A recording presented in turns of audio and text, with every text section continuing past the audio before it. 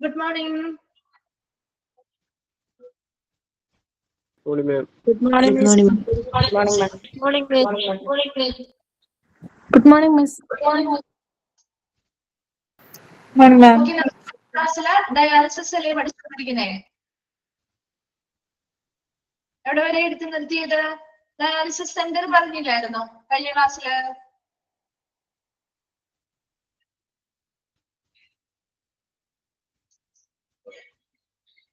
പറഞ്ഞില്ലേ? എന്താണ് റിപ്ലൈ ചെയ്യാത്ത കാര്യം ഉണ്ടായില്ലേ ക്ലാസ്സില്? പറഞ്ഞു. ഓക്കെ, അവിടെ വരെയല്ലേ എടുത്ത് നിർത്തിയത്?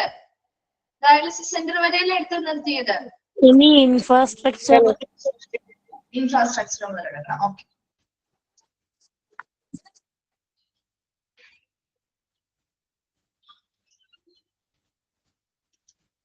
ഓക്കെ. അപ്പൊ നമ്മൾ നെക്സ്റ്റ് ഇൻഫ്രാസ്ട്രക്ചർ റിക്വയർമെന്റ്സ് തുടങ്ങിയാണ് എടുക്കാൻ പോകുന്നത് കേട്ടോ. അപ്പൊ ഡയാലിസിസ് സെന്റർ വരെയും നമ്മൾ കഴിഞ്ഞ ക്ലാസ്സിൽ പറഞ്ഞിട്ടുണ്ടായിരുന്നു. അപ്പൊ ഇൻഫ്രാസ്ട്രക്ചർ റിക്വയർമെന്റ്സ്, ഇപ്പൊ ഡയാലിസിസ് എന്താന്ന് പറഞ്ഞു, നമ്മള് ടൈപ്സ് ഓഫ് ഡയാലിസിസ് പറഞ്ഞിരുന്നു, അതിന്റെ ആഫ്റ്റർ എഫക്ട്സ് അല്ലെ, സൈഡ് എഫക്ട്സ് പോലെയുള്ള കാര്യങ്ങൾ പറഞ്ഞു. ദെൻ അടുത്തതാണ് ഇൻഫ്രാസ്ട്രക്ചർ റിക്വയർമെന്റ്. ഒരു ഡയാലിസിസ് ഏരിയ അല്ലെങ്കിൽ ഒരു ഡയാലിസിസ് ചെയ്യേണ്ട ഏരിയയുമായി ബന്ധപ്പെട്ട് എന്തൊക്കെ അടിസ്ഥാന സൗകര്യങ്ങൾ അല്ലെങ്കിൽ ഒരു ഇൻഫ്രാസ്ട്രക്ചർ ആവശ്യകതകളാണ് ഉള്ളത്. അതിൽ ഒന്നാമത്തത്, the dialysis area should be provided with air conditioning. ആ ഒരു ഡയാലിസിസ് ഏരിയ എപ്പോഴും എയർ കണ്ടീഷനിങ് ചെയ്ത് ഉണ്ടായിരിക്കണം. അത് ഒന്നാമത്തെ ഒരു അടിസ്ഥാന സൗകര്യമാണ്. രണ്ടാമത്തത്, each machine should be at the centre of an adequate area to permit easy movement of personnel and resuscitation equipment whenever needed. ഇനി എന്താ, അവിടെയുള്ള എല്ലാ ഉപകരണങ്ങളും, ഡയാലിസിസ് ചെയ്യാൻ വേണ്ടിയിട്ടുള്ളതും അല്ലാത്തതുമായിട്ടുള്ള എല്ലാ ഉപകരണങ്ങളും എവിടെയായിരിക്കണം? ആ മതിയായ ഏരിയയുടെ സെന്ററിലായിരിക്കണം, നടുക്കായിരിക്കണം വയ്ക്കേണ്ടത്. To permit easy movement of personnel, അവിടെയുള്ള ജീവനക്കാര് അങ്ങോട്ടും ഇങ്ങോട്ടും എംപ്ലോയീസിനൊക്കെ എളുപ്പത്തിൽ അങ്ങോട്ട് ചെയ്യാനും, അതുപോലെ തന്നെ പെട്ടെന്ന് ഒരു റെസിസിറ്റേഷൻ എക്യുപ്മെന്റ് നമ്മൾ എന്താ, പുനരുജ്ജീവന ഉപകരണങ്ങൾ അല്ലെ, പെട്ടെന്ന് CPR കാര്യങ്ങളോ വേണം, ഒരു കാർഡിയക് അറസ്റ്റോ കാര്യങ്ങളോ വന്നാല് അപ്പൊ അവിടെ ഉടനടി നമുക്ക് അവർക്ക് എന്തെങ്കിലുമൊക്കെ ബുദ്ധിമുട്ടുകൾ, ഇപ്പൊ ഡീഫൈബ്രിലേറ്റർ പോലെയുള്ള കാര്യങ്ങളൊക്കെ ഉപയോഗിക്കണമെങ്കിൽ അവരുടെ ആ നോർമൽ ഹെർട്ടിനെ ഹെഡ് ബീറ്റിനെ തിരിച്ചു കൊണ്ടുവരണമെങ്കിൽ, അങ്ങനെയുള്ള ഒരു അവസ്ഥയ്ക്ക് വരുന്ന സമയത്ത് പെട്ടെന്ന് അവരെ പുനരുജ്ജീവിപ്പിക്കാൻ ആവശ്യമായ ഉപകരണങ്ങളും എളുപ്പത്തിൽ എടുക്കാൻ വേണ്ടിയിട്ട് ആ ഒരു റൂമിന്റെ സെന്ററിലായിട്ടായിരിക്കണം, അല്ലെങ്കിൽ ആ ഒരു മധ്യഭാഗത്തായിരിക്കണം ആവശ്യമായ എക്യുപ്മെന്റ്സ് അല്ലെങ്കിൽ മെഷീനറീസ് ഒക്കെ വെക്കേണ്ടത്. രണ്ട് കാര്യങ്ങളാണ് പറഞ്ഞത്. ഒന്നാമത്തത്, ആ ഡയാലിസിസ് ഏരിയ എപ്പോഴും എയർ കണ്ടീഷനിങ് ചെയ്തിരിക്കണം. രണ്ടാമത്തത് പറഞ്ഞത്, അവിടെയുള്ള എല്ലാ മെഷീനുകളും അതുപോലെ റെസിസിറ്റേഷൻ എക്യുപ്മെന്റ്സ് അല്ലെങ്കിൽ പുനരുജ്ജീവന ഉപകരണങ്ങളും ആ ഒരു റൂമിന്റെ മതിയായ സെന്ററിൽ അല്ലെങ്കിൽ മധ്യഭാഗത്തായിരിക്കണം പ്ലേസ് ചെയ്യേണ്ടത്. അത് അവിടുത്തെ ജീവനക്കാർക്ക് എളുപ്പം മൂവ് ചെയ്യാനായിട്ട് എളുപ്പത്തിലാവുകയും അതോടൊപ്പം തന്നെ പെട്ടെന്നൊരു ആവശ്യം വന്നാൽ എടുത്ത് ഉപയോഗിക്കാനും അതാണ് സൗകര്യം. മൂന്നാമത്തത്, the layout must have facilities for safeguarding a patient's privacy. പേഷ്യന്റിന്റെ പ്രൈവസി അല്ലെങ്കിൽ സ്വകാര്യതയെ ഉറപ്പുവരുത്തുന്ന അല്ലെങ്കിൽ സംരക്ഷിക്കുന്ന രീതിയിലുള്ള ഫെസിലിറ്റികളും അതിനനുസരിച്ചുള്ള ഒരു ലേഔട്ട് അല്ലെങ്കിൽ ഒരു ഡിസൈൻ ആയിരിക്കണം അവിടെ കൊടുക്കേണ്ടത്. എപ്പോഴും ആ ഒരു വരുന്ന പേഷ്യൻസിന്റെ പ്രൈവസി, അവരുടെ സുരക്ഷിതത്വം അല്ലെങ്കിൽ അവരുടെ ആ ഒരു സ്വകാര്യതയെ സംരക്ഷിക്കുന്ന രീതിയിലുള്ള ഒരു ഡിസൈൻ ആയിരിക്കണം അവിടെ ചെയ്യേണ്ടത്. നാലാമത്തത്, ഐസൊലേഷൻ റൂം വേണം. There should be distinct area for dialyzing patients with conditions that need isolation to guarantee safety to patients and staff in the dialysis room. ആ ഡയാലിസിസിന് വരുന്ന പേഷ്യൻസിന് തന്നെ പലർക്കും ചിലപ്പോൾ ഇൻഫെക്ഷനോ കാര്യങ്ങളോ ഒക്കെ ഉണ്ടാവാം അല്ലെ. അപ്പൊ ആ ഇൻഫെക്ഷൻ ഒന്നും അവിടെയുള്ള മറ്റു പേഷ്യൻസിലേക്കോ അല്ലെങ്കിൽ അവിടെ വർക്ക് ചെയ്യുന്ന സ്റ്റാഫുകൾക്കോ അവിടെ സ്പ്രെഡ് ആവാതിരിക്കാൻ വേണ്ടി അവരെയൊക്കെ അതിൽ നിന്നും പ്രൊട്ടക്ട് ചെയ്യാൻ അല്ലെങ്കിൽ സേഫ് ആയിട്ട് സംരക്ഷിക്കുന്നതിന് വേണ്ടി ഈ പറയുന്ന പേഷ്യൻസിനെ എന്ത് ചെയ്യുന്നു, നമ്മുടെ ഐസൊലേഷൻ റൂമുകളിലേക്ക് മാറ്റുന്നു. അങ്ങനെ ഐസൊലേഷൻ റൂമുകളിൽ മാറ്റുമ്പോൾ അവർക്ക് പ്രത്യേകമായിട്ടുള്ള പരിചരണവും കാര്യങ്ങളും ഒക്കെ നമ്മൾ ആ ഒരു റൂമിനുള്ളിൽ തന്നെയായിരിക്കും പ്രൊവൈഡ് ചെയ്യുക. അധികം വിസിറ്റേഴ്സോ കാര്യങ്ങളൊന്നും അലൗഡ് ആയിരിക്കില്ല. അപ്പൊ അവരിൽ നിന്ന് ഈ പറയുന്ന ഇൻഫെക്ഷൻ മറ്റുള്ള ആളുകളിലേക്ക് പകരാതിരിക്കുന്നതിന് വേണ്ടി സംരക്ഷിക്കുന്നതിന് വേണ്ടിയാണ് അവർ ഐസൊലേഷൻ റൂമുകളിലേക്ക് ആക്കുന്നത്. Then this area should have a free water supply and drainage facility. ഈ ഒരു ഏരിയയില് ഫ്രീ ആയിട്ടുള്ള വാട്ടർ സപ്ലൈയും അതുപോലെ ഡ്രെയിനേജ് ഫെസിലിറ്റികളും കാര്യങ്ങളൊക്കെ ഈ ഒരു ഐസൊലേഷൻ റൂമുമായി ബന്ധപ്പെട്ട് നൽകിയിരിക്കണം. അഞ്ചാമത്തത് the dialysis center shall exhibit apt signage which shall be in at least 2 languages. ഈ ഡയാലിസിസ് സെന്ററിൽ അനുയോജ്യമായിട്ടുള്ള സൈൻ ബോർഡുകൾ അല്ലെങ്കിൽ നമ്മളെ അടയാളപ്പെടുത്തുന്ന നമ്മുടെ സൈൻ ബോർഡുകൾ കണ്ടിട്ടില്ലേ നിങ്ങൾ ഹോസ്പിറ്റലിലൊക്കെ ചെല്ലുമ്പോ ഓരോന്നിനും ഇപ്പൊ മുൻകരുതൽ നൽകുക അല്ലെങ്കിൽ മുന്നറിയിപ്പ് നൽകുന്നതുമായി ബന്ധപ്പെട്ട സൈൻ ബോർഡുകളുണ്ട് ഇല്ലേ, കണ്ടിട്ടുണ്ടോ? ഡേഞ്ചറസ് ഏരിയ ആണ് അല്ലെങ്കിൽ റേഡിയോളജി ഏരിയ, നമ്മൾ പഠിച്ചല്ലോ റേഡിയോളജി ഏരിയ ആണ്, ഇങ്ങനെയൊക്കെയുള്ള സൈൻ ബോർഡുകൾ ഉണ്ടാവും അല്ലെ. നമ്മുടെ ഡയാലിസിസ് സെന്ററിലും അവരുടെ രോഗവുമായി ബന്ധപ്പെട്ട് കിഡ്നി പ്രോബ്ലംസിനെ കുറിച്ചുള്ള സൈൻ ബോർഡുകളാവാം, അല്ലെങ്കിൽ അവർ ചെയ്യേണ്ട ട്രീറ്റ്മെന്റിൽ പാലിക്കേണ്ടതായ കാര്യങ്ങളെ കുറിച്ചുള്ളതാവാം. അപ്പൊ അങ്ങനെയുള്ള ഉചിതമായിട്ടുള്ള സൈനേജ് സൈൻ ബോർഡുകൾ പ്രദർശിപ്പിക്കുക. അത് അറ്റ്ലീസ്റ്റ് 2 ലാംഗ്വേജിലെങ്കിലും വേണമെന്നാ പറയുന്നത്. അതായത് നമ്മുടെ ലോക്കൽ ലാംഗ്വേജ്, ഇപ്പൊ നമ്മുടെ ഇവിടെ കേരളത്തിലൊക്കെ ആണെങ്കിൽ ഒരു ലാംഗ്വേജ് പോലെ മലയാളം ആയിരിക്കും അല്ലെ, അടുത്ത ലാംഗ്വേജ് ഇംഗ്ലീഷോ ഹിന്ദിയോ അതെന്താണോ അതിനനുസരിച്ച് ഓരോ പ്രദേശങ്ങളനുസരിച്ച് ആയിരിക്കുമല്ലോ. അപ്പൊ അതിനനുസരിച്ച് അറ്റ്ലീസ്റ്റ് 2 ലാംഗ്വേജിലെങ്കിലും, അതായത് ഒരെണ്ണം ഒരാൾക്ക് വായിച്ചിട്ട് മനസ്സിലായെങ്കിൽ മറ്റൊരെണ്ണം വായിച്ചാൽ മനസ്സിലാവുന്ന രീതിയിൽ 2 ലാംഗ്വേജെങ്കിലും ഉണ്ടായിരുന്നു. നമുക്ക് കൂടുതലായിട്ടും ഇവിടെ മലയാളവും ഇംഗ്ലീഷും ആണ് അല്ലെ. ഇപ്പൊ ഹിന്ദിയുള്ളതും കൂടി വന്നിട്ടുണ്ടെന്ന് തോന്നുന്നു അല്ലെ. നമ്മുടെ ഇവിടുത്തെ ആളുകളുടെ എണ്ണം കൂടിയത് കൊണ്ട് ഹിന്ദി സംസാരിക്കുന്ന ആളുകളുടെ എണ്ണം കൂടുതലല്ലേ, അപ്പൊ അവിടെ അവരുടെ കൂടി വന്നിട്ടുണ്ടാവായിരിക്കും. അപ്പൊ ഇവിടെ കൂടുതലും 2 ലാംഗ്വേജ് എന്തായാലും, അതായത് ഇപ്പൊ മലയാളം വായിക്കാൻ അറിയാത്തവർക്ക് അല്ലെങ്കിൽ മനസ്സിലാവാത്തവർക്ക് ഇംഗ്ലീഷ് വായിച്ചു, ഇംഗ്ലീഷ് ആണ് കോമൺ ലാംഗ്വേജ് അല്ലേ, അപ്പൊ അതുകൊണ്ട് അത് സംസാരിക്കാൻ അറിയാവുന്നവർക്ക് ഇത് വായിച്ചാൽ മനസ്സിലാവുന്ന രീതിയിൽ അറ്റ്ലീസ്റ്റ് 2 ലാംഗ്വേജിലെങ്കിലും അത് ഉണ്ടായിരിക്കണം. ഒരു 5 ഇൻഫ്രാസ്ട്രക്ചർ അടിസ്ഥാന സൗകര്യങ്ങളാണ് ഒരു ഡയാലിസിസ് ഏരിയയുമായി ബന്ധപ്പെട്ട് വേണ്ടത്. ഒന്നാമത്തത് അത് എയർ കണ്ടീഷൻ ചെയ്തിരിക്കണം. രണ്ടാമത്തെ അവിടുത്തെ മെഷീൻസ് ആണെങ്കിലും റെസിസ്റ്റേഷൻ എക്യുപ്മെന്റ്സ് ആണെങ്കിലും ആ ഒരു റൂമിന്റെ സെന്ററിലായിരിക്കണം പ്ലേസ് ചെയ്യുന്നത് പറഞ്ഞു. മൂന്നാമത്തത് ആ റൂം ഡിസൈൻ ചെയ്തപ്പോൾ രൂപകൽപ്പന ചെയ്യുമ്പോൾ അവിടെ പേഷ്യന്റിന്റെ പ്രൈവസി അല്ലെങ്കിൽ അവരുടെ സ്വകാര്യതയെ സംരക്ഷിക്കുന്ന രീതിയിലായിരിക്കണം. നാലാമത് പറഞ്ഞത് എപ്പോഴും ഒരു ഐസൊലേഷൻ റൂം ഇതുമായി ബന്ധപ്പെട്ട് വേണം. അങ്ങനെ ഇൻഫെക്ഷനോ കാര്യങ്ങളുള്ള പേഷ്യൻസിനെ നമുക്ക് ഡയാലിസ് ചെയ്യാൻ വരുമ്പോൾ അവർ ഈ ഐസൊലേഷൻ റൂമുകളിലാക്കുകയും അവർക്ക് ആവശ്യമായ ട്രീറ്റ്മെന്റ് കൊടുക്കുകയും ചെയ്യാം. ഈ ഇൻഫെക്ഷൻ അവിടെയുള്ള മറ്റു പേഷ്യൻസിനോ അല്ലെങ്കിൽ ജീവനക്കാർക്കോ സ്പ്രെഡ് ആവുന്നതിനെ അവരെ സംരക്ഷിക്കുകയും ചെയ്യാം. ഇനി പറയുന്ന ഐസൊലേഷൻ റൂമിന് ആവശ്യമായിട്ടുള്ള ഫ്രീ വാട്ടർ സപ്ലൈയും ഡ്രെയിനേജ് ഫെസിലിറ്റി കാര്യങ്ങളൊക്കെ അവിടെയും കൊടുത്തിരിക്കണം. അഞ്ചാമത്തത് ഡയാലിസിസ് സെന്ററിൽ എപ്പോഴും 2 ലാംഗ്വേജിലെങ്കിലും എഴുതിയിട്ടുള്ള സൈനേജ് ഉചിതമായിട്ടുള്ള സൈൻ ബോർഡുകളോ സ്ഥാപിച്ചിരിക്കണം. ക്ലിയർ ആണോ? ആൻസർ പോയിന്റ്സ് ഓക്കെ ആണോ?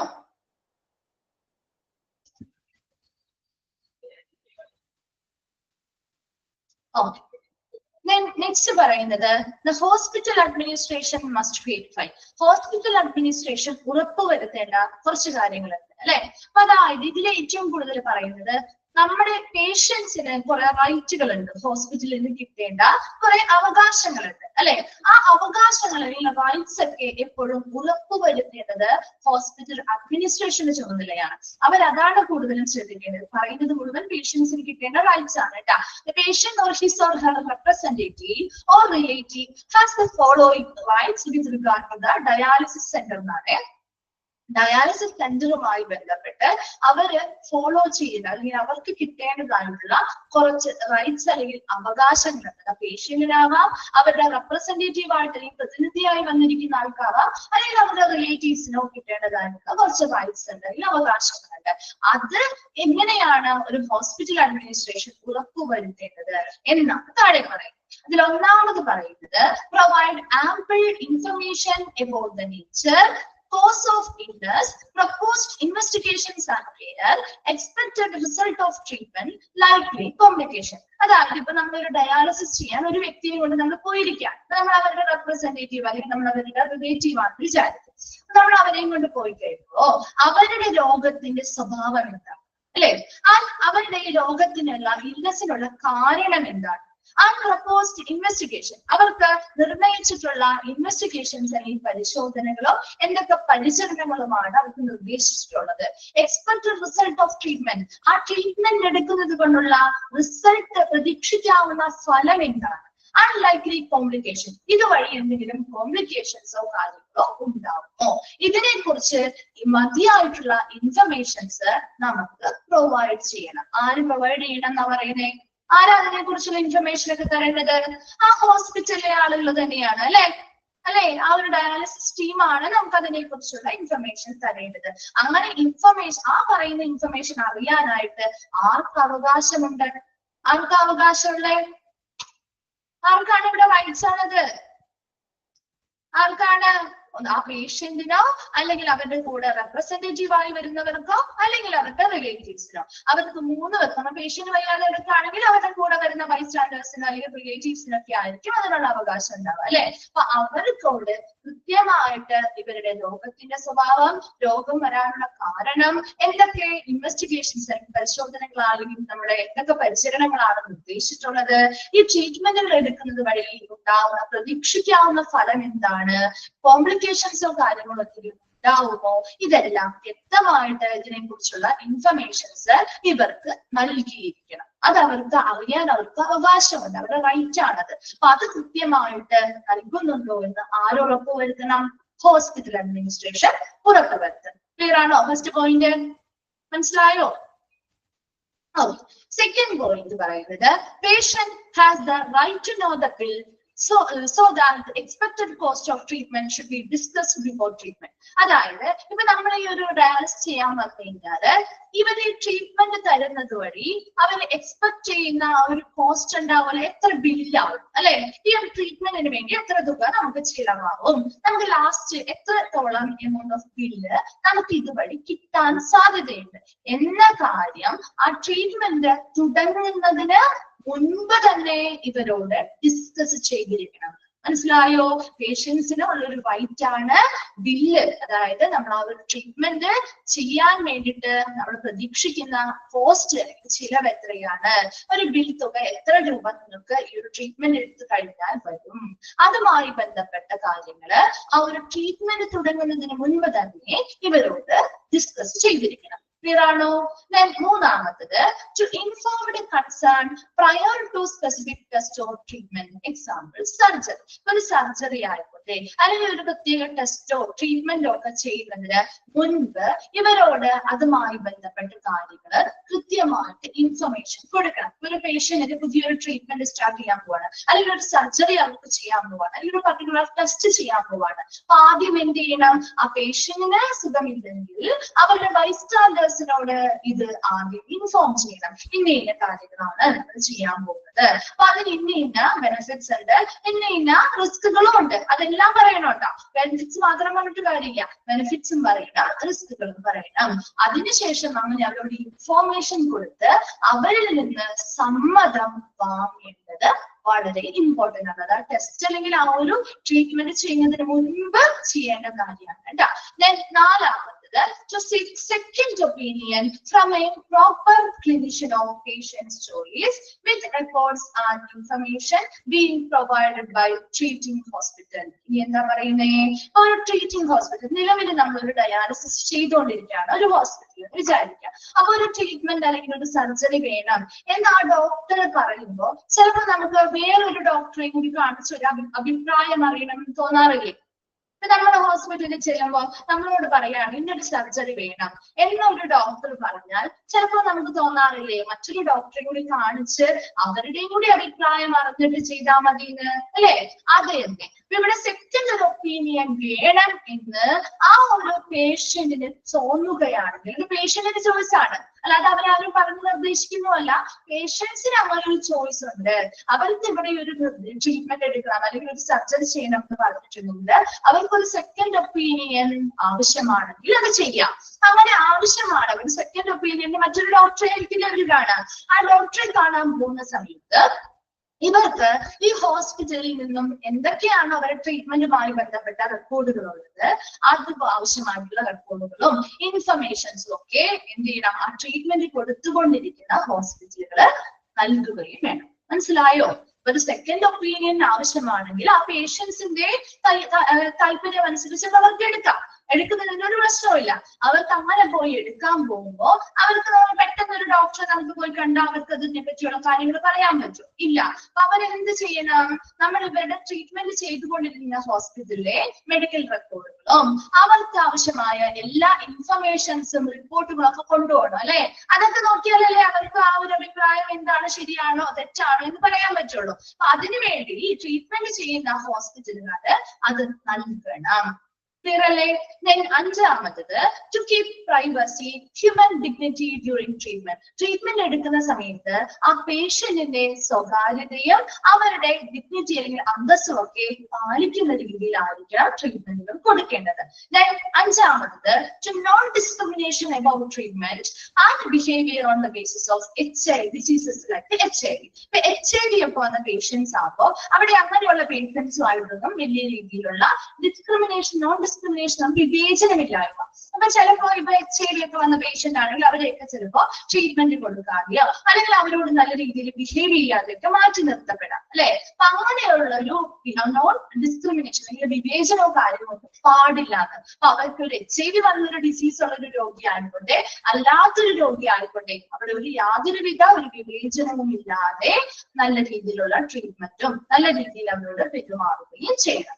ലാസ്റ്റ് പറയുന്നത് to try find redressal in case of grievance based on services provided by the establishment. ആ ഒരു സ്ഥാപനം നൽകുന്ന സർവീസുകളുമായി ബന്ധപ്പെട്ട് എന്തെങ്കിലും redressal in case of grievance പരാതികളും ഉണ്ടെങ്കിൽ അതുമായി ബന്ധപ്പെട്ട പരിഹാരങ്ങൾ കണ്ടെത്തി നൽകുകയും ചെയ്യുക. ഒരു 7 പോയിന്റ്സ് ഹോസ്പിറ്റൽ അഡ്മിനിസ്ട്രേഷൻ ഉറപ്പുവരുത്തേണ്ട കാര്യങ്ങളാണ്. അത് പേഷ്യൻസിന് കിട്ടേണ്ട റൈറ്റുകളാണ്. ആ റൈറ്റ് ഇവിടെ കൃത്യമായിട്ട് അവർക്ക് ഉറപ്പ് നൽകുന്നുണ്ടോ എന്ന് നോക്കി മനസ്സിലാക്കേണ്ടതും ഉറപ്പുവരുത്തേണ്ടതും ഒരു ഹോസ്പിറ്റൽ അഡ്മിനിസ്ട്രേഷൻ ആണ്. അതിൽ ഒന്നാമത് പറഞ്ഞത് ആ രോഗിയുമായി ബന്ധപ്പെട്ട അവരുടെ സ്വഭാവം ഒന്നുകൂടി പറയുന്നുണ്ട് കേട്ടോ മിസ്റ്റർ, ശ്രദ്ധിക്കണേ. നേച്ചർ, അതുപോലെ തന്നെ അവരുടെ രോഗകാരണം, അതുപോലെ ആ നിർദ്ദേശിച്ചിട്ടുള്ള പരിശോധനകള്, പരിചരണങ്ങള്, ഇനി ഈ പറയുന്ന ട്രീറ്റ്മെന്റ് എടുത്താൽ നമുക്ക് പ്രതീക്ഷിക്കാവുന്ന ഫലങ്ങള്, അതുപോലെ ഇതുമായി ബന്ധപ്പെട്ട കോംപ്ലിക്കേഷൻസ് മുതലായ എല്ലാത്തിനെയും കുറിച്ച് ഒരു പൂർണ്ണമായ ഇൻഫർമേഷൻസ് ഇവർക്ക് നൽകേണ്ടതുണ്ട്. രണ്ടാമത് പറയുന്നത് ആ ട്രീറ്റ്മെന്റ് എടുക്കുന്നതുമായി ബന്ധപ്പെട്ട് ട്രീറ്റ്മെന്റ് എടുത്തു കഴിഞ്ഞാൽ നമ്മൾ പ്രതീക്ഷിക്കാവുന്ന ചിലവ് എത്രത്തോളം അല്ലെങ്കിൽ എത്ര ഒരു തുക ബില്ലായിട്ട് നമുക്ക് വരാൻ സാധ്യതയുണ്ട്. അത് ആ ട്രീറ്റ്മെന്റ് തുടങ്ങുന്നതിന് മുൻപ് തന്നെ ഈ പേഷ്യൻസുമായിട്ട് അല്ലെങ്കിൽ അവരുടെ റിലേറ്റീവ്സുമായിട്ട് ഡിസ്കസ് ചെയ്തിരിക്കണം. മൂന്നാമത് പറയുന്നത് അവരുടെ ഏതൊരു സ്പെസിഫിക് ടെസ്റ്റോ ട്രീറ്റ്മെന്റോ അല്ലെങ്കിൽ ഒരു സർജറി എന്ത് ചെയ്യുന്നതിന് മുൻപോ ഇവരിൽ നിന്ന് ഈ ഇൻഫർമേഷൻ കൊടുത്ത് അനുമതി വാങ്ങിയിരിക്കണം അല്ലെങ്കിൽ കൺസേൺ വാങ്ങിയിരിക്കണം. ദെൻ നാലാമത് പറയുന്നത് ആ പേഷ്യൻസിന് താല്പര്യമുണ്ടെങ്കിൽ അവർക്ക് ഒരു സെക്കൻഡ് ഒപ്പീനിയൻ എടുക്കാൻ മറ്റൊരു ഡോക്ടറുടെ അടുത്തേക്ക് പോവാം. അങ്ങനെ പോകുമ്പോൾ സമയത്ത് ഈ ട്രീറ്റ്മെന്റ് കൊടുത്തു തിരിഞ്ഞിരിക്കുന്ന ഹോസ്പിറ്റലുകള് ഇവരുമായി ബന്ധപ്പെട്ട റെക്കോർഡുകളും ഇൻഫർമേഷൻസും അവർക്ക് നൽകേണ്ടതാണ്. അഞ്ചാമത് പറയുന്നത് ആ പേഷ്യന്റിന്റെ പ്രൈവസി, സ്വകാര്യതയും അന്തസ്സും ഒക്കെ കാക്കുന്ന രീതിയിൽ മെയിൻറ്റെയിൻ ചെയ്യുന്ന രീതിയിലായിരിക്കണം അവരുടെ ട്രീറ്റ്മെന്റുകൾ കൊടുക്കേണ്ടത്. ദെൻ ആറാമത് ഈ HIV പോലെയുള്ള രോഗങ്ങളോ കാര്യങ്ങളോ ഒക്കെ ഉള്ള അങ്ങനെയുള്ള ഏതൊരു വ്യക്തിയാണെങ്കിലും അവിടെ യാതൊരുവിധ വിവേചനവും ഇല്ലാതെയായിരിക്കണം ട്രീറ്റ്മെന്റുകൾ കൊടുക്കേണ്ടതും അവരോട് പെരുമാറേണ്ടതും. ഏഴാമത് പറയുന്നത് അവിടെ ആ ഹോസ്പിറ്റൽ അല്ലെങ്കിൽ ആ ഒരു ഫെസിലിറ്റി നൽകി എസ്റ്റാബ്ലിഷ്മെന്റ് അല്ലെങ്കിൽ ആ ഒരു സ്ഥാപനം നൽകുന്ന സേവനങ്ങളുമായി ബന്ധപ്പെട്ട് പരാതികൾ ഉണ്ടെങ്കിൽ ഉടനടി ഇതിനെ പരിഹാരങ്ങൾ കണ്ടെത്തി നൽകുകയും ചെയ്യുക. ക്ലിയർ ആണോ? 7 പോയിന്റ്സും ഏതെങ്കിലും റിപ്പീറ്റ് ചെയ്യണോ? ഓക്കെ ആണോ? ഓക്കെ. അടുത്തത് പേഷ്യൻസിന്റെ റെസ്പോൺസിബിലിറ്റി ആണ്. ഇപ്പൊ ഒരു ഡയാലിസിസ് സെന്ററിലേക്ക് ട്രീറ്റ്മെന്റിന് വന്നിട്ടുണ്ടെങ്കിൽ ഏതാണ് ഏത് പോയിന്റ് ഗ്രീഷ്മ പറയുന്നത്? ഏതാണ് ഡൗട്ട് ഉള്ളത്? ലാസ്റ്റ് പോയിന്റോ? ലാസ്റ്റ് പോയിന്റ് റിഡ്രസൽ എന്ന് പറഞ്ഞ പരിഹാരം എന്നാണ് അർത്ഥം. ഗ്രീവൻസ് എന്ന് പറഞ്ഞ പരാതി കേട്ടോ, പരാതി പരിഹാരം. അപ്പൊ അവിടെ നമുക്ക് ഈ എസ്റ്റാബ്ലിഷ്മെന്റ് എന്ന് പറഞ്ഞ സ്ഥാപനമാണ്. ആ ഒരു സ്ഥാപനം നൽകുന്ന സർവീസുകൾ അല്ലെങ്കിൽ സേവനങ്ങളില് ഇപ്പൊ പേഷ്യൻസിന് എന്തെങ്കിലും പരാതികൾ ഉണ്ടെങ്കിൽ അതിനുടനെ എന്ത് ചെയ്യണം? പരിഹാരം കണ്ടെത്തി നൽകുക. അത് ഹോസ്പിറ്റൽ അഡ്മിനിസ്ട്രേഷൻ ആണ് അത് ചെയ്യേണ്ടതും ഉറപ്പുവരുത്തേണ്ടതും. ക്ലിയർ ആയോ? Last point. ദെൻ അടുത്തത് പേഷ്യൻസിന്റെ റെസ്പോൺസിബിലിറ്റി. ഒരു ഡയാലിസിസ് സെന്ററിൽ ചെന്ന പേഷ്യൻസിന്റെ റെസ്പോൺസിബിലിറ്റി അല്ലെങ്കിൽ ഉത്തരവാദിത്തങ്ങളാണ് പറയുന്നത് കേട്ടോ. അതിൽ ഒന്നാമത്തെ പോയിന്റ് പ്രൊവൈഡ് ഇൻഫർമേഷൻ. നമുക്കറിയാം, നമ്മൾ ഏതൊരു ഹോസ്പിറ്റലിൽ ചെന്നാലും ഒരു പേഷ്യന്റ് പാലിക്കേണ്ട കാര്യങ്ങൾ തന്നെയാണ് അല്ലെ. ഒരു പേഷ്യന്റ് ചെന്നാൽ നമ്മളോട് അവർ ചോദിക്കുന്ന എല്ലാ കാര്യങ്ങൾക്കും നമ്മൾ കൃത്യമായിട്ട് ഇൻഫർമേഷൻ കൊടുക്കണ്ടേ? വേണ്ടേ? നമ്മളോട് ചോദിക്കാൻ നിങ്ങളുടെ പേര് എന്താണ്, എവിടെ നിന്നാണ് വരുന്നത്, എന്താണ് നിങ്ങളുടെ അസുഖം, അല്ലെങ്കിൽ നിങ്ങൾക്ക് എന്ത് ബുദ്ധിമുട്ടാണ് അനുഭവപ്പെടുന്നത്, അങ്ങനെ എന്തൊരു ഇൻഫർമേഷനും നല്ല രീതിയിൽ അവരുടെ ഇൻഫർമേഷൻസ് പ്രൊവൈഡ് ചെയ്യുക അല്ലെങ്കിൽ നൽകുക എന്നത് ആ പേഷ്യന്റിന്റെ ഉത്തരവാദിത്തമാണ് അല്ലെ. അങ്ങനെയുള്ള കാര്യങ്ങൾ നമ്മൾ ഏത് പേഷ്യന്റ് ആണെങ്കിലും അത് ചെയ്യേണ്ട കാര്യമാണ്. അവർക്ക് ആവശ്യമായിട്ടുള്ള ഇൻഫർമേഷൻസ് നൽകുക. രണ്ടാമത് associate with doctors in the course of examination and treatment. ആ ട്രീറ്റ്മെന്റ് അല്ലെങ്കിൽ ആ ഒരു പരിശോധന നടത്തുന്ന സമയത്ത്, ട്രീറ്റ്മെന്റ് എടുക്കുന്ന സമയത്ത് ഡോക്ടേഴ്സുമായിട്ട് നല്ല രീതിയിൽ സഹകരിക്കുക. Then abide by all instructions. അവർ നൽകുന്ന എല്ലാ നിർദ്ദേശങ്ങളും പാലിക്കുക കേട്ടോ. അവർ നൽകുന്ന എല്ലാ നിർദ്ദേശങ്ങളും കൃത്യമായിട്ട് പാലിക്കുക. Then pay hospital agreed fees on time. Hospital നിശ്ചയിച്ചിട്ടുള്ള ഫീസ് കൃത്യസമയത്ത് അടയ്ക്കുക. Then അടുത്തതാണ് respect nobility of the doctors and other hospital staff. ആ ഡോക്ടേഴ്സിന്റെയും അതുപോലെ ഹോസ്പിറ്റലിലെ മറ്റ് സ്റ്റാഫുകളുടെയും ആ ഒരു മഹത്വത്തെ റെസ്പെക്ട് ചെയ്യുക അല്ലെങ്കിൽ ബഹുമാനിക്കുക. ഇത്രയും കാര്യങ്ങള് പേഷ്യൻസിന്റെ റെസ്പോൺസിബിലിറ്റി വരുന്നതാണ്. പേഷ്യൻസിന്റെ ഉത്തരവാദിത്തമാണ് അവർക്ക് ആവശ്യമായി ഇൻഫർമേഷൻസ് നൽകുക. ഡോക്ടേഴ്സ് എക്സാമിൽ പരിശോധന നടത്തുമ്പോഴും ട്രീറ്റ്മെന്റ് ഒക്കെ നൽകുന്ന സമയത്തും അവരോട് സഹകരിക്കുക. അതുപോലെ അവർ പറയുന്ന എല്ലാ നിർദ്ദേശങ്ങളും കൃത്യമായിട്ട് പാലിക്കുക. ഹോസ്പിറ്റലിൽ നിശ്ചയിച്ചിട്ടുള്ള കൃത്യമായ ഫീസുകള് കൃത്യസമയത്ത് അടയ്ക്കുക. ഡോക്ടേഴ്സിന്റെ ആണെങ്കിലും മറ്റു ഹോസ്പിറ്റൽ സ്റ്റാഫുകളുടെ ആണെങ്കിലും ആ ഒരു മഹത്വം അല്ലെങ്കിൽ ആ ഒരു മഹാമനസ്കതയെ ബഹുമാനിക്കുകയും ചെയ്യുക. ക്ലിയർ ആണോ? Patient responsibilities. നൊബിലിറ്റി എന്ന് പറഞ്ഞാൽ മഹത്വം അല്ലെങ്കിൽ മഹാമനസ്കത എന്നുള്ളതാണ് അർത്ഥമാണ് കേട്ടോ.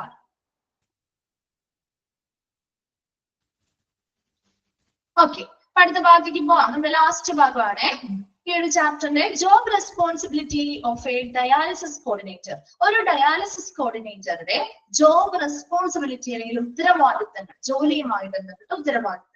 ഇതൊന്ന് ജസ്റ്റ് ഒന്ന് നിങ്ങൾ ഒന്ന് മനസ്സിലാക്കി വെക്കണം കേട്ടോ. കാരണം ഇത് ഒരു പോയിന്റ് പെട്ടെന്ന് വായിച്ചാൽ ഒന്നും കിട്ടാത്ത പോലത്തെ ഒരു പോയിന്റ് ആണ്. ഒരു ബ്രീഫ് ആയിട്ടുള്ള ഒരു മീനിങ്, ഇൻക്ലൂഡഡ് ആയത് ഏത്, ഇൻക്ലൂഡഡ് അല്ലാത്തത് ഏത് എന്ന രീതിയിലുള്ള ക്വസ്റ്റ്യനൊക്കെ ഉണ്ടാവുള്ളൂ കേട്ടോ. എന്നാൽ പോലും അതൊന്ന് വായിക്കുന്നത് ശ്രദ്ധിച്ചിരിക്കണം കേട്ടോ. First point, make sure that the clinical team provide the highest level of care to the patient by taking care of their safety, comfort and well-being. അതായത് ഇവിടെ ആ പേഷ്യന്റിന്റെ സേഫ്റ്റി, സുരക്ഷ, അതുപോലെ അവരുടെ കംഫർട്ട്, അവരുടെ ക്ഷേമം മുതലായവയൊക്കെ ഉൾപ്പെടുത്തിക്കൊണ്ട് ആ പേഷ്യൻസിന് നല്ല ഉയർന്ന നിലവാരത്തിലുള്ള പരിചരണം ആ ക്ലിനിക്കൽ ടീം നൽകുന്നുണ്ടോ എന്ന് ഉറപ്പുവരുത്തുക. മനസ്സിലായോ? ഒരു ഡയാലിസിസ് കോർഡിനേറ്ററുടെ റെസ്പോൺസിബിലിറ്റി ആണ് പറയുന്നത് കേട്ടോ. ആ ഡയാലിസിസ് കോർഡിനേറ്റർ ഒന്നാമതായിട്ട് ശ്രദ്ധിക്കേണ്ട കാര്യം എന്താണ്? പേഷ്യൻസിന്റെ സേഫ്റ്റിയും കംഫർട്ടും വെൽബീങ്, ക്ഷേമവും അവരുടെ കംഫർട്ട്, അതുപോലെ തന്നെ അവരുടെ സുരക്ഷ മുതലായവയൊക്കെ കൊണ്ട് നല്ല ഉയർന്ന നിലവാരത്തിലുള്ള പരിചരണം ഓരോ പേഷ്യൻസിനും ആ ഒരു ഡയാലിസിസ് ടീം നൽകുന്നുണ്ടോ എന്ന് ഉറപ്പുവരുത്തണം. ക്ലിയർ ആണോ? ഫസ്റ്റ് പോയിന്റ് മനസ്സിലായോ? ഓക്കെ ആണോ? ഓക്കെ, ഓരോരോ പോയിന്റ് ആയിട്ട് നമുക്ക് പറയാം കേട്ടോ. അതായിരിക്കും കുറച്ചും കൂടി എളുപ്പം നിങ്ങൾക്ക്. സെക്കൻഡ് പോയിന്റ് പറയട്ടെ. Examines and solve problems that fall outside of the domain of the nurse, clinician, concerning patient care and management, and associate with other departments and care providers. അടുത്ത പോയിന്റ് പറയുന്നത് അതായത് ഇവിടെ solve, examine and solve problems. അതായത് ഇപ്പൊ ഇവിടെ ആ ഒരു dialysis department അതിനുള്ളിലുള്ള nurse തമ്മിലോ clinicians തമ്മിലോ അല്ലെങ്കിൽ അവിടുത്തെ പേഷ്യൻസിന് പരിചരണം കൊടുക്കുന്നവരുമായി ബന്ധപ്പെട്ട ആളുകൾ തമ്മിലോ അല്ലെങ്കിൽ അവരുടെ മാനേജ്മെന്റുമായി ബന്ധപ്പെട്ടോ അല്ലെങ്കിൽ ഇതുമായിട്ട് ബന്ധപ്പെട്ട അല്ലെങ്കിൽ സഹകരിക്കുന്ന മറ്റു ഡിപ്പാർട്ട്മെന്റുകളോ അല്ലെങ്കിൽ കെയർ പ്രൊവൈഡേഴ്സോ തമ്മിലുള്ള എന്തെങ്കിലും പ്രശ്നങ്ങൾ ഉണ്ടാവാം അല്ലെ. പ്രശ്നങ്ങൾ ഉണ്ടാവാലോ, പലതരത്തിലുള്ള പ്രശ്നങ്ങൾ ഉണ്ടാവാം. അപ്പൊ അങ്ങനെയുള്ള ഡയാലിസിസ് ഡിപ്പാർട്ട്മെന്റിനുള്ളിൽ മാത്രമുള്ള കാര്യമല്ല, അതിന് പുറമെ ചിലപ്പോൾ മറ്റു ഇതിനോട് സഹകരിക്കുന്ന മറ്റു ഡിപ്പാർട്ട്മെന്റുകളുമായിട്ട് പ്രശ്നങ്ങൾ ഉണ്ടാവാം, അല്ലെങ്കിൽ മറ്റു കെയർ പ്രൊവൈഡേഴ്സുമായിട്ട് പ്രശ്നങ്ങൾ ഉണ്ടാവാം. അപ്പൊ അങ്ങനെയുള്ള പ്രശ്നങ്ങൾ ഉണ്ടെങ്കിൽ അത് പരിശോധിക്കുക, എക്സാമിൻ ചെയ്യുക. ആരാ എക്സാമിൻ ചെയ്യണ്ടേ? ഈ ഡയാലിസിസ് കോർഡിനേറ്റർ. അത് പരിശോധിക്കുകയും ആ പ്രോബ്ലംസ് സോൾവ് ചെയ്യുകയും പരിഹരിക്കുകയും ചെയ്യുക. ക്ലിയർ ആയോ? രണ്ടാമത്തെ പോയിന്റ് എന്താ പറഞ്ഞത്? Examine and solve problems that fall outside of the domain of the nurse clinician concerning patient care and management and associate with other departments and care providers. Simple ആയിട്ട് മനസ്സിലാക്കി വെക്കേണ്ടത്. അത് ഇവിടെ ഒരു സെന്റൻസ് അങ്ങനെ തന്നെ നമ്മൾ കൈകാട്ടൊന്നും ചെയ്യേണ്ട കാര്യമില്ല. ഇവിടെ എന്താ ഉദ്ദേശിക്കുന്നത്?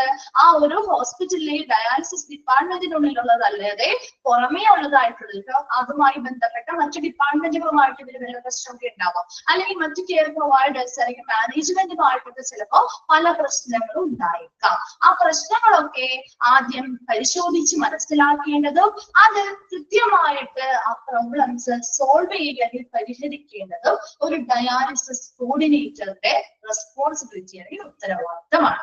ക്ലിയർ ആണോ? രണ്ട് പോയിന്റ്സും ഓക്കെ ആണോ? ഓക്കെ ആണോ എല്ലാവർക്കും? ഓക്കെ. ഫസ്റ്റ് പോയിന്റോ? ഫസ്റ്റ് പോയിന്റില് ഒന്നുമില്ല. നമ്മുടെ ഫസ്റ്റ് പോയിന്റിൽ പറയുന്നത് ആ ഒരു പേഷ്യന്റ് ഇപ്പൊ ഒരു ഡയാലിസിസ് ചെയ്യാൻ വേണ്ടി ഒരു പേഷ്യന്റ് വന്നിട്ടുണ്ടെങ്കിൽ അവരുടെ സേഫ്റ്റി അല്ലെങ്കിൽ അവർക്ക് സുരക്ഷ ഉറപ്പാക്കുന്നു, അവർ വളരെ കംഫർട്ടബിൾ ആക്കിയിരിക്കുന്നു, അവരുടെ വെൽബീങ് വളരെ ക്ഷേമത്തോടെ അവരെ നിലനിർത്തുന്ന രീതിയിൽ നല്ല ഉയർന്ന നിലവാരത്തിലുള്ള ഒരു പരിചരണം ആ പേഷ്യൻസിന് അവിടെയുള്ള ആ ക്ലിനിക്കൽ ടീം അല്ലെങ്കിൽ അവരുടെ ഡയാലിസിസ് ചെയ്യുന്ന അവരുടെ ടീം മെമ്പേഴ്സ് ആ പേഷ്യൻസിന് ഇങ്ങനെ ഒരു പരിചരണം നൽകുന്നുണ്ടോ എന്ന് ഉറപ്പുവരുത്തുക. ക്ലിയർ ആയോ ഫസ്റ്റ് പോയിന്റ്? ഓക്കെ. തേർഡ് വണ്ണിലേക്ക് പോവാണ് കേട്ടോ. തേർഡ് വൺ എന്താണ് പറയുന്നത്? gather, assess, screen and respond to a wide range of requests for information from patients and other staff who represent different levels of the organization. എന്താ ആ ഒരു സ്ഥാപനത്തിന്റെ different ലെവലിൽ നിൽക്കുന്ന ഓരോ ആളുകളിൽ നിന്ന്, ഇപ്പൊ സ്റ്റാഫുകളിൽ നിന്ന്, പല പല സ്റ്റാഫുകളിൽ നിന്ന്, അവിടെയുള്ള പേഷ്യൻസിൽ നിന്ന്, അവർക്ക് ഒരു ഓർഗനൈസേഷന്റെ പല ലെവലിൽ നിൽക്കുന്ന ആളുകളല്ലേ, അപ്പൊ അവരിൽ നിന്നൊക്കെ ഇൻഫർമേഷൻസ് ഗ്യാദർ ചെയ്യുക, കളക്ട് ചെയ്യുക, ഇൻഫർമേഷൻ കളക്ട് ചെയ്യുക, അത് അസസ് ചെയ്യുക അല്ലെങ്കിൽ വിലയിരുത്തുക, അത് എന്ത് ചെയ്യുക? സ്ക്രീൻ ചെയ്യുക അല്ലെങ്കിൽ പരിശോധിക്കുക, അതിനെതിരെ എന്ത് ചെയ്യുക? റെസ്പോണ്ട് ചെയ്യുക അല്ലെങ്കിൽ പ്രതികരിക്കുക. എന്ത് വെച്ചാൽ എന്താണ്? ഇപ്പൊ ഒരു അവിടുത്തെ ജീവനക്കാരൻ മറ്റു പല പല ഡിപ്പാർട്ട്മെന്റ് അല്ലെങ്കിൽ പല പല ഏരിയാസിൽ വർക്ക് ചെയ്യുന്ന സ്റ്റാഫുകളിൽ നിന്നുള്ള ഇൻഫർമേഷൻ കളക്ട് ചെയ്തു, അതുപോലെ തന്നെ പല പേഷ്യൻസിൽ നിന്നുള്ള ഇൻഫർമേഷൻ കളക്ട് ചെയ്തു. അങ്ങനെ കളക്ട് ചെയ്ത് കഴിഞ്ഞ് നമ്മൾ വിലയിരുത്തൽ നടത്തി, പരിശോധനയൊക്കെ നടത്തിയപ്പോ നമുക്കൊരു റിസൾട്ട് കിട്ടുമല്ലോ, കുറച്ച് കാര്യങ്ങൾ മനസ്സിലാവില്ലേ? അതായത് വിത്ത് വൈഡ് റേഞ്ച് ഓഫ് റിക്വസ്റ്റ്, ഇവര് കൂടുതലും ആവശ്യപ്പെടുന്ന കാര്യങ്ങൾ എന്താണ്? ഒരു ഡയാലിസിസ് സെന്ററില് അല്ലെങ്കിൽ ആ ഒരു ഡയാലിസിസ് ഡിപ്പാർട്ട്മെന്റില് ചില കാര്യങ്ങളൊക്കെ ആവശ്യമായിട്ട്, പേഷ്യൻസിന് ചില കാര്യങ്ങൾ ആവശ്യമായിട്ട് വേണം അതുണ്ടാവുക അല്ലെ, അവിടെ ഇല്ലാത്തതും ഇനി ആവശ്യമായിട്ടുള്ള കുറെ കാര്യങ്ങൾ ഉണ്ടാവില്ലേ, അതുപോലെ സ്റ്റാഫുകൾക്കും ഉണ്ടാവും അതുപോലെ ചില റിക്വസ്റ്റുകൾ അല്ലെങ്കിൽ ആവശ്യകതകൾ. അതെങ്ങനെയാന്നുള്ളത് ഇവരിൽ നിന്നുള്ള ഇൻഫർമേഷനിലൂടെയല്ലേ നമുക്ക് മനസ്സിലാവുള്ളൂ അല്ലെ. ആ ഒരു ഡയാലിസിസ് കോർഡിനേറ്റർ ഇങ്ങനെയുള്ള സ്റ്റാഫുകളിൽ നിന്നും പേഷ്യൻസിൽ നിന്നും ഇൻഫർമേഷൻ കളക്ട് ചെയ്ത് അവരുടെ വ്യത്യസ്തമായ റിക്വസ്റ്റുകൾ അല്ലെങ്കിൽ ആവശ്യകതകൾക്ക് അനുസരിച്ച് അവർ ആ ഇൻഫർമേഷൻ കളക്ട് ചെയ്ത ഇൻഫർമേഷനെ എന്ത് ചെയ്യുന്നു? വിശകലനം ചെയ്യുന്നു, അത് പരിശോധിക്കുന്നു, അതിനനുസരിച്ച് പ്രതികരിക്കുന്നു, അല്ലെങ്കിൽ ആവശ്യമായ മാറ്റങ്ങൾ അല്ലെങ്കിൽ റിക്വസ്റ്റ് അനുസരിച്ചുള്ള കാര്യങ്ങൾ ചെയ്തു കൊടുക്കുന്നു. ക്ലിയർ ആയോ? തേർഡ് പോയിന്റ് മനസ്സിലായോ? ഒരു ഡയാലിസിസ് കോർഡിനേറ്ററെ മനസ്സിലാക്കിയാൽ മതി. ഡയാലിസിസ് കോർഡിനേറ്റർ എന്ത് ചെയ്യുന്നു? പല സ്റ്റേജിലുള്ള അല്ലെങ്കിൽ പല ലെവലിൽ വർക്ക് ചെയ്യുന്ന സ്റ്റാഫുകളിൽ നിന്നും പേഷ്യൻസിൽ നിന്നൊക്കെ വിവരങ്ങൾ അല്ലെങ്കിൽ ഇൻഫർമേഷൻ കളക്ട് ചെയ്യും. അവരത് പരിശോധിക്കും. അവരത് പരിശോധിച്ച് കഴിയുമ്പോൾ അവർക്ക് മനസ്സിലായി ഹോസ്പിറ്റലിലെ സ്റ്റാഫുകൾക്കും അതുപോലെ തന്നെ പേഷ്യൻസിനൊക്കെ കുറച്ച് ആവശ്യകതകളുണ്ട്, കുറച്ച് റിക്വസ്റ്റുകൾ ഉണ്ട് അവർക്ക്. അതൊക്കെ മനസ്സിലായി കഴിഞ്ഞാൽ ആ റിക്വസ്റ്റുകൾക്ക് അനുസരിച്ച് പ്രതികരിക്കുന്നു, അല്ലെങ്കിൽ ആ റിക്വസ്റ്റുകൾക്ക് അനുസരിച്ചുള്ള പരിഹാരങ്ങൾ നിർദ്ദേശിക്കുന്നു അല്ലെങ്കിൽ നൽകുന്നു. മനസ്സിലായോ? തേർഡ് പോയിന്റ് ക്ലിയർ ആണോ? ഓക്കെ ആണോ? ഓക്കെ. അടുത്തത് helps in the development and implementation of the discharge plans, including at community services. അതായത് ഇവിടെ നമ്മൾ ഡിസ്ചാർജ് പ്ലാനുകൾ ഡെവലപ്പ് ചെയ്യാന്, വികസിപ്പിക്കാനും നടപ്പിലാക്കാനും സഹായിക്കുന്നു എന്നാ പറയുന്നത്. അതായത് ഇൻക്ലൂഡിങ് ആർട്ട് കമ്മ്യൂണിറ്റി സർവീസസ്. ഇപ്പൊ ചില കമ്മ്യൂണിറ്റിയിലുള്ള ആളുകൾക്ക് കുറച്ച് ഡിസ്കൗണ്ടും കാര്യങ്ങളൊക്കെ ഉണ്ടാവും അല്ലെ, ട്രീറ്റ്മെന്റിലും കാര്യങ്ങളിലും ഒക്കെ ഇല്ലേ. ചില കമ്മ്യൂണിറ്റിയിലുള്ള ആളുകൾക്ക് സ്പെഷ്യൽ ആയിട്ടുള്ള ഡിസ്കൗണ്ടും കാര്യങ്ങളും ഒക്കെ ഉണ്ടാവും അല്ലെ, ട്രീറ്റ്മെന്റിലും കാര്യങ്ങളൊക്കെ കുറച്ച് വ്യത്യാസങ്ങളൊക്കെ ഉണ്ടാവും. അപ്പൊ ആ കാർഡുകൾ ഉണ്ടാവും, അങ്ങനെയുള്ള കാര്യങ്ങളൊക്കെ ഉണ്ട് അല്ലെ. അപ്പൊ അങ്ങനെയുള്ള കാര്യങ്ങളൊക്കെ ഉൾപ്പെടുത്തി ഡിസ്ചാർജ് പ്ലാനുകൾ തയ്യാറാക്കുകയും അത് നടപ്പിലാക്കുകയും ചെയ്യാൻ സഹായിക്കും. മനസ്സിലായോ? അപ്പൊ അങ്ങനെയുള്ള കാര്യങ്ങൾ കൂടി ഉൾപ്പെടുത്തിക്കൊണ്ട് ഡിസ്ചാർജ് പ്ലാനുകൾ ഡെവലപ്പ് ചെയ്യുക, വികസിപ്പിക്കുകയും അത് ഇംപ്ലിമെന്റ് ചെയ്യുക എന്നുള്ളത് നടപ്പിലാക്കുകയും ചെയ്യാനായിട്ട് സഹായിക്കുന്നു. ഓക്കെ ആണോ? മനസ്സിലായോ പോയിന്റ്? ഒന്നുകൂടെ പറയണം. അതായത് കമ്മ്യൂണിറ്റി സർവീസുകൾ പറഞ്ഞില്ലേ, ഇപ്പൊ പ്രത്യേകമായിട്ടുള്ള ചില കമ്മ്യൂണിറ്റികൾക്ക് അവർക്ക് അതിനനുസരിച്ചുള്ള കാർഡുകൾ ഉണ്ടാവും, കുറച്ച് ഡിസ്കൗണ്ടും കൺസെഷൻസും കാര്യങ്ങളും ഒക്കെ ഉണ്ടാവും ട്രീറ്റ്മെന്റിൽ അല്ലെ. അപ്പൊ അങ്ങനെയുള്ള കാര്യങ്ങളൊക്കെ ഉൾപ്പെടുത്തിക്കൊണ്ടുള്ളൊരു ഡിസ്ചാർജ് പ്ലാൻ തയ്യാറാക്കണം, അത് നടപ്പിലാക്കാനും ഈ ആരാണ് നമ്മൾ സഹായിക്കുന്നത്? ഈ ഡയാലിസിസ് കോർഡിനേറ്റർ ആണ് സഹായിക്കുന്നത്. ഓക്കെ, ക്ലിയർ ആയോ പോയിന്റ്? ഓക്കെ. Then next പറയുന്നത് assist with insurance issues required to get outpatient dialysis services through communication with the facilities verification process. അതായത് ഇവിടെ കമ്മ്യൂണിക്കേഷൻ, അതായത് ഇവിടെ നമ്മൾ ഒരു ഫെസിലിറ്റി വെരിഫിക്കേഷൻ പ്രോസസ്സിൽ അവിടുത്തെ സൗകര്യങ്ങളുമായി ബന്ധപ്പെട്ട് അവിടുത്തെ ആ ഒരു ഔട്ട് പേഷ്യന്റ് ഡയാലിസിസ് സർവീസുകൾ, ഔട്ട് പേഷ്യന്റ് ആയിട്ട് വന്ന് ഡയാലിസിസ് ചെയ്യുന്ന പേഷ്യൻസിന്റെ ഫെസിലിറ്റികളൊക്കെ വെരിഫിക്കേഷൻ ചെയ്യുന്ന സമയത്ത് അവർക്ക് വല്ല ഇൻഷുറൻസ് ഇഷ്യൂസോ കാര്യങ്ങളോ വന്നാൽ, ചിലർക്ക് ഇൻഷുറൻസ് ഒക്കെ ഉണ്ടാവും അല്ലെ. അപ്പൊ നമുക്ക് ഈ ചില സ്വാഭാവികമായിട്ടും ചില ഇൻഷുറൻസുകൾ ചില പേഷ്യൻസിനൊന്നും കിട്ടാതെയൊക്കെ വരാറുണ്ട് അല്ലെ. അപ്പൊ ചില കണ്ടീഷൻസ് ഒക്കെ ഉണ്ട് അവർക്ക്. ഇൻഷുറൻസ് കൊടുക്കണമെങ്കിൽ ഇന്ന രീതി ആയിരിക്കണം, അല്ലെങ്കിൽ ഇത്ര മാസം അല്ലെങ്കിൽ ഇത്ര വർഷം ആയിരിക്കണം. അങ്ങനെ ചില ഇൻഷുറൻസുമായി ബന്ധപ്പെട്ട പല ഇഷ്യൂസും കാര്യങ്ങളും വരാറുണ്ട്. അപ്പൊ അങ്ങനെ ഇവരുടെ ഫെസിലിറ്റി വെരിഫിക്കേഷൻ അല്ലെങ്കിൽ ഈ പറയുന്ന കാര്യങ്ങൾ വെരിഫൈ ചെയ്യുന്ന സമയത്ത് അങ്ങനെയുള്ള ഇൻഷുറൻസോ കാര്യങ്ങളോ തമ്മിലുമായി ബന്ധപ്പെട്ട് എന്തെങ്കിലും ഇഷ്യൂസ് അല്ലെങ്കിൽ പ്രോബ്ലംസോ കാര്യങ്ങളോ ഉണ്ടെങ്കിൽ അതിനവരെ സഹായിക്കുക. മനസ്സിലായോ? Assist with insurance issues required to get outpatient dialysis service. Outpatient dialysis service അവർക്ക് വേണം. അതിനുവേണ്ടി അവിടുത്തെ ഫെസിലിറ്റീസ് വെരിഫൈ ചെയ്യുന്ന സമയത്ത് ഇവരുടെ ഇൻഷുറൻസിൽ ചിലപ്പോൾ അതൊന്നും പറഞ്ഞിട്ടുണ്ടാവില്ല, അല്ലെങ്കിൽ അതൊക്കെ ഇൻക്ലൂഡഡ് ആയിട്ടുണ്ടാവില്ല. അങ്ങനെ വരുമ്പോൾ അവിടെ സ്വാഭാവികമായിട്ടും പലതരത്തിലുള്ള ഇൻഷുറൻസ് ഇഷ്യൂസ് വന്നേക്കാം. അപ്പൊ അങ്ങനെയുള്ള ഇൻഷുറൻസ് ഇഷ്യൂസ് വന്നാൽ അവരെ അസിസ്റ്റ് ചെയ്യേണ്ടവർ അവർക്ക് ആവശ്യമായ സഹായങ്ങൾ നൽകേണ്ടത് ഈ ഡയാലിസിസ് കോർഡിനേറ്റർ ആണ്. ക്ലിയർ ആണോ? ഓക്കെ ആണോ? ഒന്നുകൂടെ പറയണോ? അസിസ്റ്റ് വിത്ത് ഇൻഷുറൻസ് ഇഷ്യൂസ്, അതായത് അവർക്ക് നമുക്കറിയില്ലേ, നമ്മുടെ ഒരു ഇൻഷുറൻസ് കാര്യങ്ങളൊക്കെ നമുക്ക് വരാം, കാർഡുകൾ കാര്യങ്ങളൊക്കെ മിക്ക ഹോസ്പിറ്റലിലൊക്കെ എടുക്കുന്നുണ്ട് അല്ലെ. അപ്പൊ അങ്ങനെ എടുക്കുന്ന സമയത്ത് അതിൽ പ്രത്യേകമായിട്ട് പറഞ്ഞിട്ടുണ്ടാവും ഇന്ന കാര്യങ്ങൾ മാത്രമായിരിക്കും അതിൽ കവറേജ് വരിക, അല്ലാത്തത് കിട്ടില്ല എന്നൊക്കെ പറയും അല്ലെ. അപ്പൊ നമ്മളിങ്ങനെയുള്ള ഹോസ്പിറ്റലിൽ ഒരു ഔട്ട് പേഷ്യന്റ് സർവീസ്, ഒരു ഔട്ട് പേഷ്യന്റ് ആയിട്ട് ഒരു ഡയാലിസിസിന് വേണ്ടി നമ്മൾ വന്നിരിക്കുകയാണെങ്കിൽ ആ ഒരു സർവീസ് ലഭ്യമാക്കാനായിട്ട് നമുക്കൊരു ഇൻഷുറൻസുമായി ബന്ധപ്പെട്ട ഒരു പ്രോബ്ലം ഫേസ് ചെയ്യേണ്ടി വരികയാണെങ്കിൽ അത് നല്ല ആശയവിനിമയം നടത്തി, നല്ല കമ്മ്യൂണിക്കേഷനിലൂടെ അതിന് വേണ്ടിയിട്ടുള്ള സഹായങ്ങൾ നമുക്ക് ചെയ്തു തരുന്നത് ആരാണ്? ഈ ഡയാലിസിസ് കോർഡിനേറ്റർ ആണ്. മനസ്സിലായോ? ക്ലിയർ ആയോ പോയിന്റ്?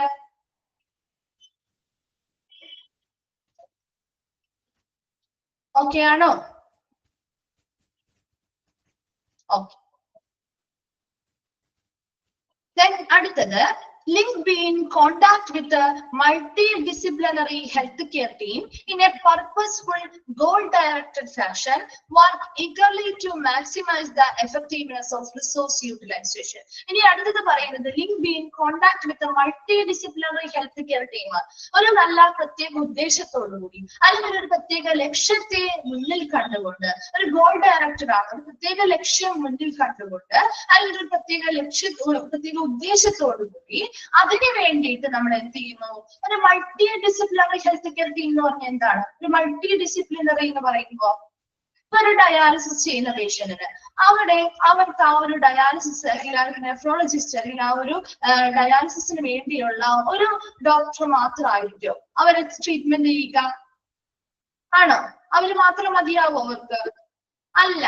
ചിലപ്പോൾ മറ്റു ഡോക്ടേഴ്സ് ഒക്കെ സഹകരിച്ച് പോവേണ്ടതായിട്ട് വരും അല്ലെ. അപ്പൊ ഇവിടെ ഒരു പേഷ്യന്റിനെ നമ്മള് ഒരു ഹെൽത്ത് പ്രൊഫഷണൽ അല്ല നമ്മൾ എന്ത് ചെയ്യുന്നത് നോക്കുന്നത്, ഡിഫറെന്റ് ഡിസിപ്ലിനിൽ നിന്നുള്ള അല്ലെങ്കിൽ ഡിഫറെന്റ് ഡിപ്പാർട്ട്മെന്റുകളിൽ നിന്നുള്ള പല ഡോക്ടേഴ്സും ഇവരെ ആവശ്യമായ ട്രീറ്റ്മെന്റും കാര്യങ്ങളും കൊടുക്കാനായിട്ട് അവര് ഇതിൽ ഉൾപ്പെടുന്നു അല്ലെ. അപ്പൊ അതാണ് മൾട്ടി ഡിസിപ്ലിനറി, ഒന്നിലധികം ഡിസിപ്ലിനിലുള്ള അല്ലെങ്കിൽ ഒന്നിലധികം വ്യത്യസ്ത മേഖലകളിലുള്ള ഹെൽത്ത് കെയർ ടീം ഒരുമിച്ച് നിന്നുകൊണ്ടാണ് ഈ പറയുന്ന പേഷ്യന്റിന് ആവശ്യമായിട്ടുള്ള പരിചരണം കൊടുക്കുന്നത്. അപ്പൊ അതുകൊണ്ട് തന്നെ ആ ഒരു പ്രത്യേക ഉദ്ദേശം എന്ന് പറയുന്നത് ഇവിടെ എന്താ, ആ പേഷ്യന്റിന് നല്ല രീതിയിലുള്ള പരിചരണം ലഭ്യമാക്കുക, നല്ല രീതിയിലുള്ള ട്രീറ്റ്മെന്റ് ലഭ്യമാക്കുക.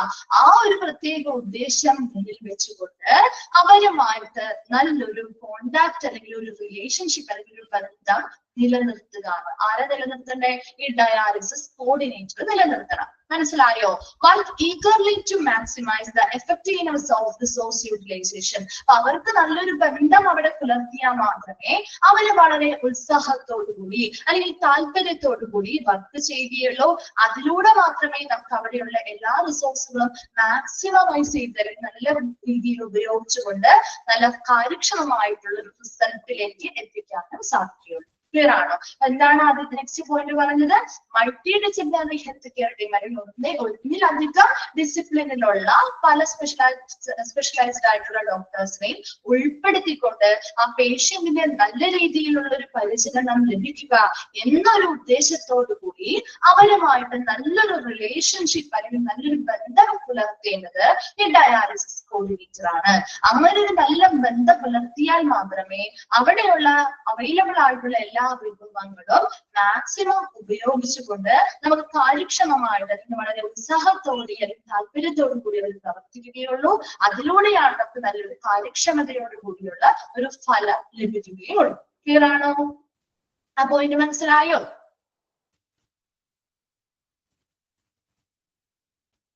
എന്താണ് റിപ്ലൈ ചെയ്യാത്തെ?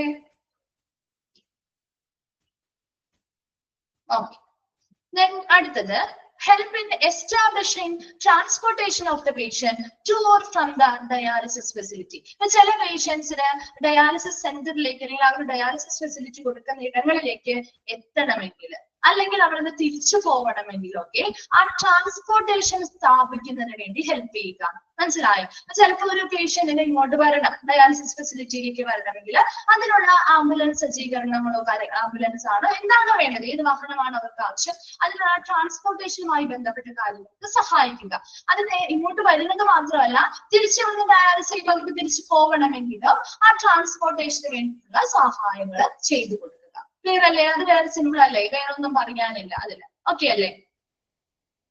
ഓക്കെ അല്ലേ? Okay, next monitors records and update information. അവരുമായി പേഷ്യൻസുമായി ബന്ധപ്പെട്ട റെക്കോർഡുകൾ കൃത്യമായിട്ട് നിരീക്ഷിക്കുക, അപ്ഡേഷൻസ് ഇൻഫർമേഷൻസ് ഒക്കെ അപ് ടു ഡേറ്റ് ആയിട്ട് നിലനിർത്തുകയും ചെയ്യുക. ഒരു ഡയാലിസിസ് പേഷ്യന്റ് വന്നാല് അവരുടെ റെക്കോർഡുകൾ കൃത്യമായിട്ട് മോണിറ്റർ ചെയ്യുക, നിരീക്ഷിക്കുക, എല്ലാ ഇൻഫർമേഷൻസും അപ് ടു ഡേറ്റ് ആയിട്ട് വെക്കുകയും ചെയ്യുക. അടുത്തതായിട്ട് prepare files, retrieve and keep records and documents from departmental file system. ഇവിടെ എന്ത് ചെയ്യുന്നു? ഫയലുകൾ തയ്യാറാക്കുക. ഓരോ പേഷ്യൻസിനും അവരുടേതായ ഫയലുകൾ തയ്യാറാക്കുക. ഇനി പിന്നീട് അവർ വരുന്ന സമയത്ത് ആ ഫയലുകൾ നമുക്ക് റിട്രീവ് ചെയ്യാൻ പറ്റണം, വീണ്ടെടുക്കാൻ സാധിക്കുന്ന രീതിയിൽ വെക്കുക. റെക്കോർഡുകളൊക്കെ ഡോക്യുമെന്റ്സ് ഒക്കെ ആ ഒരു ഡിപ്പാർട്ട്മെന്റ് ഫയൽ സിസ്റ്റത്തില് സംവിധാനത്തില് വളരെ നല്ല രീതിയിൽ കീപ്പ് ചെയ്ത് നിലനിർത്തുക. ഒരു ഹോസ്പിറ്റലിൽ ഒരു പേഷ്യന്റ് ഡയാലിസിസിന് വന്നാല് അവരുമായി ബന്ധപ്പെട്ട റെക്കോർഡുകൾ കൃത്യമായിട്ട് നിരീക്ഷിക്കണം, അത് അപ്ഡേറ്റ് ചെയ്ത് എല്ലാ ഇൻഫർമേഷൻസും അപ്ഡേറ്റ് ചെയ്ത് വെക്കുകയും വേണം. അതുപോലെ തന്നെ അവർക്ക് ആവശ്യമായ ഫയലുകൾ തയ്യാറാക്കണം. അത് നമുക്ക് പിന്നീട് എപ്പോ വരുമ്പോഴും വീണ്ടെടുക്കാൻ പറ്റുന്ന രീതിയിൽ, റിട്രീവ് ചെയ്യാൻ പറ്റുന്ന രീതിയിലായിരിക്കണം. അതുപോലെ തന്നെ ഈ റെക്കോർഡുകളും ഡോക്യുമെന്റും എല്ലാം ആ ഡിപ്പാർട്ട്മെന്റിലെ ഫയൽ സിസ്റ്റത്തില് സൂക്ഷിച്ചു വെക്കുകയും ചെയ്യണം. ക്ലിയർ ആണോ? ഓക്കെ ആണോ? രണ്ട് പോയിന്റ്സ് ക്ലിയർ ആയോ?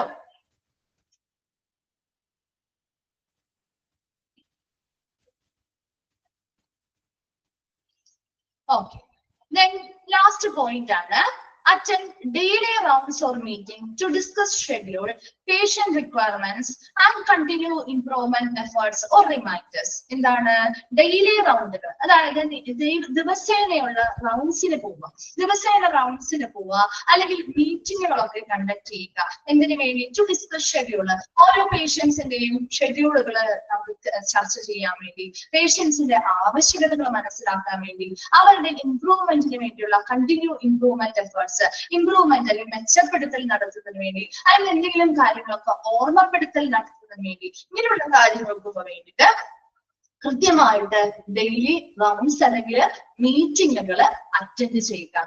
മനസ്സിലായോ? അപ്പൊ ഈ ഒരു ഡയാലിസിസ് കോർഡിനേറ്റർ ഡെയിലി മീറ്റിങ്ങുകളോ അല്ലെങ്കിൽ റൗണ്ട്സുകളോ ഒക്കെ അറ്റൻഡ് ചെയ്ത് എല്ലാ ദിവസവും അവിടെ മീറ്റിങ്ങുകളോ അല്ലെങ്കിൽ റൗണ്ട്സുകളൊക്കെ വെച്ച് ആ പേഷ്യന്റിന്റെ ആവശ്യകതകൾ എന്താണ്, അതുപോലെ അവരുടെ ഷെഡ്യൂൾ കാര്യങ്ങളൊക്കെ ഒന്ന് ഡിസ്കസ് ചെയ്യുക.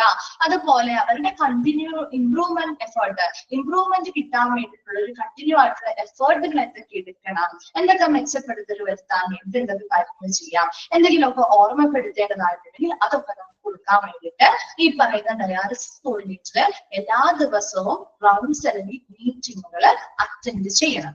ക്ലിയർ ആണോ? ലാസ്റ്റ് പോയിന്റ് ഓക്കെ ആണോ? മനസ്സിലായോ? ഓക്കെ, അപ്പൊ നമ്മുടെ job responsibility of a dialysis coordinator എന്ന് പറയുന്ന ഭാഗം കംപ്ലീറ്റ് ആയി കേട്ടോ. അത് ലാസ്റ്റ് ഭാഗമായിരുന്നു ഈ ഒരു ചാപ്റ്ററിന്റെ ഡയാലിസിസ് സർവീസ് എന്ന് പറയുന്ന ചാപ്റ്റർ കംപ്ലീറ്റ് ആയി. ഇനി അടുത്തത് മിസ് എടുക്കാൻ പോകുന്നത് ഹോസ്പിറ്റൽ അക്വയർഡ് ഇൻഫെക്ഷൻ എന്ന് പറയുന്ന ചാപ്റ്റർ ആണ് കേട്ടോ. ജസ്റ്റ് ഒന്ന് എടുത്തിട്ടേ.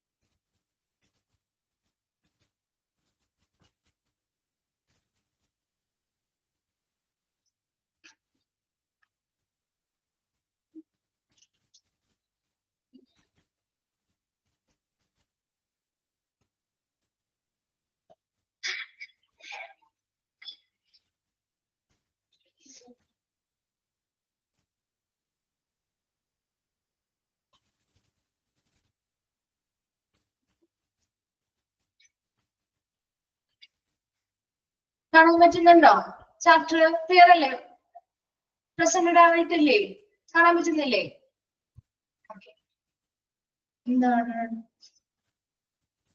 അഞ്ചു കഴിഞ്ഞ ക്ലാസ്സിൽ ഡൗട്ട് ചോദിച്ച മിസ് പറഞ്ഞില്ലേ? കഴിഞ്ഞ ക്ലാസ്സിൽ വരുമ്പോ ചോദിക്കാൻ പറയുന്നില്ലേ ഡൗട്ട് അല്ലേ? അപ്പൊ ആ 2 ക്വസ്റ്റ്യൻ നിങ്ങൾ നോക്കണ്ട കേട്ടോ. അത് 2 മിസ്റ്റേക്ക് ആയിട്ട് കിടക്കുന്നത് കേട്ടോ. മിസ്റ്റേക്ക് ആണ്. അതിന്റെ ഓപ്ഷൻസ് ഒന്നും കൃത്യമായിട്ടല്ല കിടക്കുന്നത്, തെറ്റായിട്ട് കിടക്കുന്നത് കേട്ടോ. അതുകൊണ്ട് ആ 2 ക്വസ്റ്റ്യൻസും നിങ്ങൾ നോക്കണ്ട കേട്ടോ. ആ 2 ക്വസ്റ്റ്യൻസും ഇട്ടേക്കാം കേട്ടോ. ആ 2 ക്വസ്റ്റ്യൻസ് ക്വസ്റ്റ്യൻ അല്ല, ആൻസേഴ്സ് അതല്ല ആൻസേഴ്സ് വരുന്നത് കേട്ടോ. തെറ്റായിട്ട് കിടക്കുന്നത്.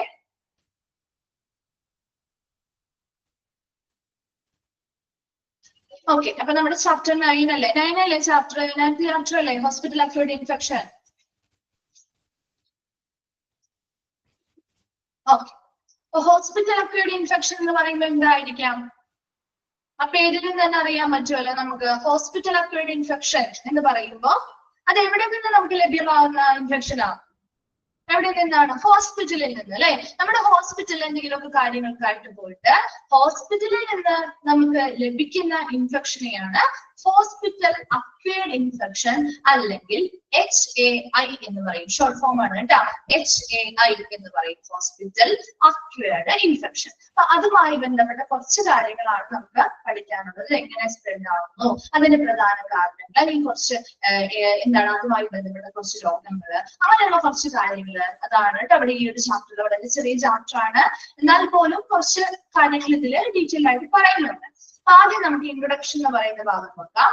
A hospital acquired infection is also known as nosocomial infection. അതിന്റെ ഇൻട്രൊഡക്ഷൻ ഭാഗത്ത് ഒത്തിരി ക്വസ്റ്റ്യൻസ് ചോദിക്കാവുന്ന ഒരു ഭാഗമാണ് കേട്ടോ. ആ ഫസ്റ്റ് സെന്റൻസ് ഒന്ന് അണ്ടർലൈൻ ചെയ്തിട്ട്, ഹോസ്പിറ്റൽ അക്വയർഡ് ഇൻഫെക്ഷനെ അറിയപ്പെടുന്ന മറ്റൊരു പേരാണ് നോസോകോമിയൽ ഇൻഫെക്ഷൻ. അണ്ടർലൈൻ ചെയ്തിട്ടേ, hospital infection is also known as nosocomial infection. The word nosocomial is derived from the Latin word nosocomion, which means hospital. എന്താ word ഏത് വേർഡാ? നോസോകോമിയൽ എന്ന് പറയുന്ന വേർഡ് ഡിറൈവ് ചെയ്ത് വന്നിരിക്കുന്നത് ലാറ്റിൻ വേർഡ് ആയിട്ടുള്ള നോസോകോമിയോൺ എന്നാണ്, വിച്ച് മീൻസ് ഹോസ്പിറ്റൽ. അതിന്റെ അർത്ഥം എന്താണ്? ഈ ഒരു വേർഡിന്റെ ഹോസ്പിറ്റൽ എന്നാണ് അർത്ഥം. അപ്പൊ നോസോകോമിയൽ ഇൻഫെക്ഷൻ എന്ന് പറഞ്ഞാൽ ശരിക്കും ഹോസ്പിറ്റൽ ഇൻഫെക്ഷൻ എന്ന് പറയാല്ലേ നമുക്ക്, അല്ലെ? അതിന്റെ അർത്ഥം അതല്ലേ വരുന്നേ. അപ്പൊ അവിടെ ഞാൻ 2 സെന്റൻസും വളരെ ഇമ്പോർട്ടന്റ് ആണ്, ചോദിക്കാറുണ്ട് കേട്ടോ. ഹോസ്പിറ്റൽ അക്വയർഡ് ഇൻഫെക്ഷനെ അറിയപ്പെടുന്ന മറ്റു പേരുകൾ ഒരു പേരും കൂടി നമ്മൾ പഠിക്കുന്നുണ്ട്. മറ്റു പേരുകൾ ഏതൊക്കെയാണെന്ന് ചോദിക്കാറുണ്ട്. അതുപോലെ നോസോകോമിയോൺ എന്ന് പറയുന്ന വേർഡ് എന്തിൽ നിന്നും ഡിറൈവ് ചെയ്തിരിക്കുന്നു? ഇറ്റ്സ് ഡിറൈവ്ഡ് ഫ്രം നോസോകോമിയൽ എന്ന് പറയുന്ന വേർഡ് ഡിറൈവ് ചെയ്ത് വന്നിരിക്കുന്നത് ലാറ്റിൻ വേർഡ് ആയിട്ടുള്ള നോസോകോമിയോണിൽ നിന്നാണ്. അതിന്റെ അർത്ഥം ഹോസ്പിറ്റൽ എന്നാണ്. ഇത്രയും കാര്യങ്ങൾ നോക്കണം കേട്ടോ, ചോദിക്കാറുണ്ട്. Then it's an infection that is occurred in a hospital or other healthcare facility. It is also called healthcare associated infection. നമ്മൾ 3 പേരുകൾ പഠിച്ചു. ഏതൊക്കെ 3 പേരാ പഠിച്ചേ? ഹോസ്പിറ്റൽ അക്വയർഡ് ഇൻഫെക്ഷൻ അല്ലെങ്കിൽ HAI എന്ന് പറയുന്നുണ്ട്. മറ്റൊരു പേര് ഏതാ പഠിച്ചത്? ഏതാ പഠിച്ചേ? അതൊന്ന് പോയി ഇപ്പൊ പറഞ്ഞുള്ളൂ. ഏതാണ് ഹോസ്പിറ്റൽ അക്വയർഡ് ഇൻഫെക്ഷൻ അറിയപ്പെടുന്ന മറ്റൊരു പേര് ഏതാ? എന്താണ് ഇവിടെ ആരെല്ലാം ഒന്നാണോ? നോസോകോമിയൽ ഇൻഫെക്ഷൻ അല്ലെ? ഈ മൂന്നാമത് നമ്മളിപ്പോ ഒരു പേര് പഠിച്ചല്ലോ. ഏതാ? Health care associated infection. അപ്പൊ നോസോകോമിയൽ ഇൻഫെക്ഷൻ എന്ന് ചോദിച്ചാലും ഹെൽത്ത് കെയർ അസോസിയേറ്റഡ് ഇൻഫെക്ഷൻ എന്ന് ചോദിച്ചാലും ഹോസ്പിറ്റൽ അക്വയർഡ് ഇൻഫെക്ഷൻ അല്ലെങ്കിൽ HAI എന്ന് ചോദിച്ചാലും ഒന്ന് തന്നെയാണ് കേട്ടോ. അത് 3 എണ്ണവും ഒന്ന് തന്നെയാണ്. അപ്പൊ അതുകൊണ്ട് നിങ്ങൾക്ക് ചിലപ്പോൾ ക്വസ്റ്റ്യനില് ഹോസ്പിറ്റൽ അക്വയർഡ് ഇൻഫെക്ഷൻ ആയിരിക്കില്ല ചിലപ്പോൾ ക്വസ്റ്റ്യൻ ഉണ്ടാവുക, നോസോകോമിയൽ ഇൻഫെക്ഷൻ ആയിരിക്കാം, അല്ലെങ്കിൽ ഹെൽത്ത് കെയർ അസോസിയേറ്റഡ് ഇൻഫെക്ഷൻ ആണെങ്കിലും അയ്യോ ഇത് ഞങ്ങൾ പഠിച്ചിട്ടില്ലല്ലോ, ഞങ്ങൾ ഇത് പഠിച്ചിട്ടില്ല എന്ന് പറഞ്ഞിരിക്കരുത്. ഇതെല്ലാം എന്തിന്റെ മറ്റൊരു പേര് തന്നെയാ? HAI അല്ലെങ്കിൽ ഹോസ്പിറ്റൽ അക്വയർഡ് ഇൻഫെക്ഷന്റെ മറ്റു പേരുകളാണ് എന്ന് ഓർത്ത് വെക്കണം കേട്ടോ. അത് 3 പേരുണ്ട്. ആ 3 പേര് അങ്ങനെ തന്നെ പഠിച്ചു വെച്ചേക്കണം കേട്ടോ. അതുപോലെ ഈ നോസോകോമിയോൺ എന്ന് പറയുന്ന വേർഡ്, നോസോകോമിയൽ എന്ന് പറയുന്ന വേർഡ് ഡിറൈവ് ചെയ്ത് വന്നിരിക്കുന്ന ലാറ്റിൻ വേർഡ് ഏതാണ്? അതിന്റെ അർത്ഥം എന്താണ്? ഇത്രയും കാര്യങ്ങൾ ഇമ്പോർട്ടന്റ് ആണ്. ആ ഒരു ഇൻട്രൊഡക്ഷൻ ഭാഗത്ത് നിന്ന് എപ്പോഴും ചോദിച്ചു കണ്ടിട്ടുള്ള ക്വസ്റ്റ്യൻസ് കൂടിയാണ് കേട്ടോ. Such an infection may be acquired in the hospital. അപ്പൊ ഇവിടെ നമുക്ക് ഹോസ്പിറ്റലിൽ നിന്നാണ് ആ ഒരു രോഗം, ഹോസ്പിറ്റലിൽ നിന്നാവാം അല്ലെങ്കിൽ മറ്റേതെങ്കിലും ഹെൽത്ത് കെയർ നൽകുന്ന ഫെസിലിറ്റികളിൽ നിന്നോ നമുക്ക് ലഭിക്കുന്ന ഇൻഫെക്ഷനെയാണ് ഹോസ്പിറ്റൽ അക്വയർഡ് ഇൻഫെക്ഷൻ അല്ലെങ്കിൽ ഹെൽത്ത് കെയർ അസോസിയേറ്റഡ് ഇൻഫെക്ഷൻ എന്നൊക്കെ പറയുന്നത്. Such an infection may be acquired in hospital, rehabilitation centers, nursing home, outpatient clinics, diagnostic laboratories or other clinical settings. ഈ ഒരു ഇൻഫെക്ഷനെ നമുക്ക് ചിലപ്പോൾ ഹോസ്പിറ്റലിൽ നിന്ന് ലഭിക്കുന്നതാവാം, ഏതെങ്കിലും റീഹാബിലിറ്റേഷൻ സെന്ററുകളിൽ നിന്ന് ലഭിക്കുന്നതാവാം, നഴ്സിംഗ് ഹോമുകളിൽ നിന്ന്, അല്ലെങ്കിൽ ഔട്ട് പേഷ്യന്റ് ക്ലിനിക്കുകളിൽ നിന്നോ, ഡയഗ്നോസ്റ്റിക് ലബോറട്ടറികളിൽ നിന്നോ, അല്ലെങ്കിൽ മറ്റേതെങ്കിലും ക്ലിനിക്കൽ സെറ്റിങ്ങുകളിൽ നിന്നോ, അങ്ങനെയുള്ള ഏതൊരു ഹെൽത്ത് കെയർ ഫെസിലിറ്റിയിൽ നിന്നോ നമുക്ക് ലഭിക്കുന്ന ഇൻഫെക്ഷനെ നമുക്ക് ഹെൽത്ത് കെയർ അസോസിയേറ്റഡ് ഇൻഫെക്ഷൻ അല്ലെങ്കിൽ ഹോസ്പിറ്റൽ അക്വയർഡ് ഇൻഫെക്ഷൻ അല്ലെങ്കിൽ നോസോകോമിയൽ ഇൻഫെക്ഷൻ എന്നൊക്കെ വിളിക്കാവുന്നതാണ്. The infection is spread to the affected patient in the clinical setting by many means. പല വഴികളിലൂടെ ഈ പറയുന്ന ഇൻഫെക്ഷൻ ആ ഒരു ആളുകളെ അഫക്ട് ചെയ്യുന്ന ആ ഒരു പേഷ്യന്റിനെ അഫക്ട് ചെയ്യാം അല്ലെ. പല വഴികളിലൂടെ ഇൻഫെക്ഷൻ വരാമല്ലോ. ഒരേ രീതി ആയിരിക്കും എല്ലാവർക്കും ഇൻഫെക്ഷൻ വരുന്ന ഒരേ മെത്തേഡിലൂടെ അല്ലെങ്കിൽ ഒരേ രീതിയിലൂടെ ആയിരിക്കും? അല്ല, പല രീതിയിലൂടെ ഈ ഇൻഫെക്ഷൻസ് ഈ പേഴ്സണിലോട്ട് പകരാം അല്ലെ, അഫക്ട് ചെയ്യാം. Health care staff also spread infection. അവിടെ വർക്ക് ചെയ്യുന്ന ജീവനക്കാരിൽ നിന്ന് ഇൻഫെക്ഷൻ പകരാൻ പറ്റില്ലേ? അങ്ങനെയില്ലേ? അവിടെ വർക്ക് ചെയ്യുന്ന ഒരു സ്റ്റാഫിന് ഒരു ഇൻഫെക്ഷൻ ഉണ്ട്, അവരിൽ നിന്ന് അവർ ശുശ്രൂഷിക്കുന്ന പേഷ്യന്റിലേക്ക് പകരാം അല്ലെ. അതുപോലെ മിസൈൽസ് ടു കണ്ടാമിനേറ്റഡ് എക്യുപ്മെന്റ്, അവിടെ മലിനമായിട്ടുള്ള ഉപകരണങ്ങൾ ഉപയോഗിക്കുന്നതിൽ നിന്നും പകരാം അല്ലെ. മലിനമായിട്ടുള്ള ഉപകരണങ്ങൾ ഉപയോഗിക്കുന്നതിൽ നിന്ന് പകരാം. അവിടെ ഇൻഫെക്റ്റഡ് ആയിട്ടുള്ള സ്റ്റാഫുകളിൽ നിന്ന് പകരാം.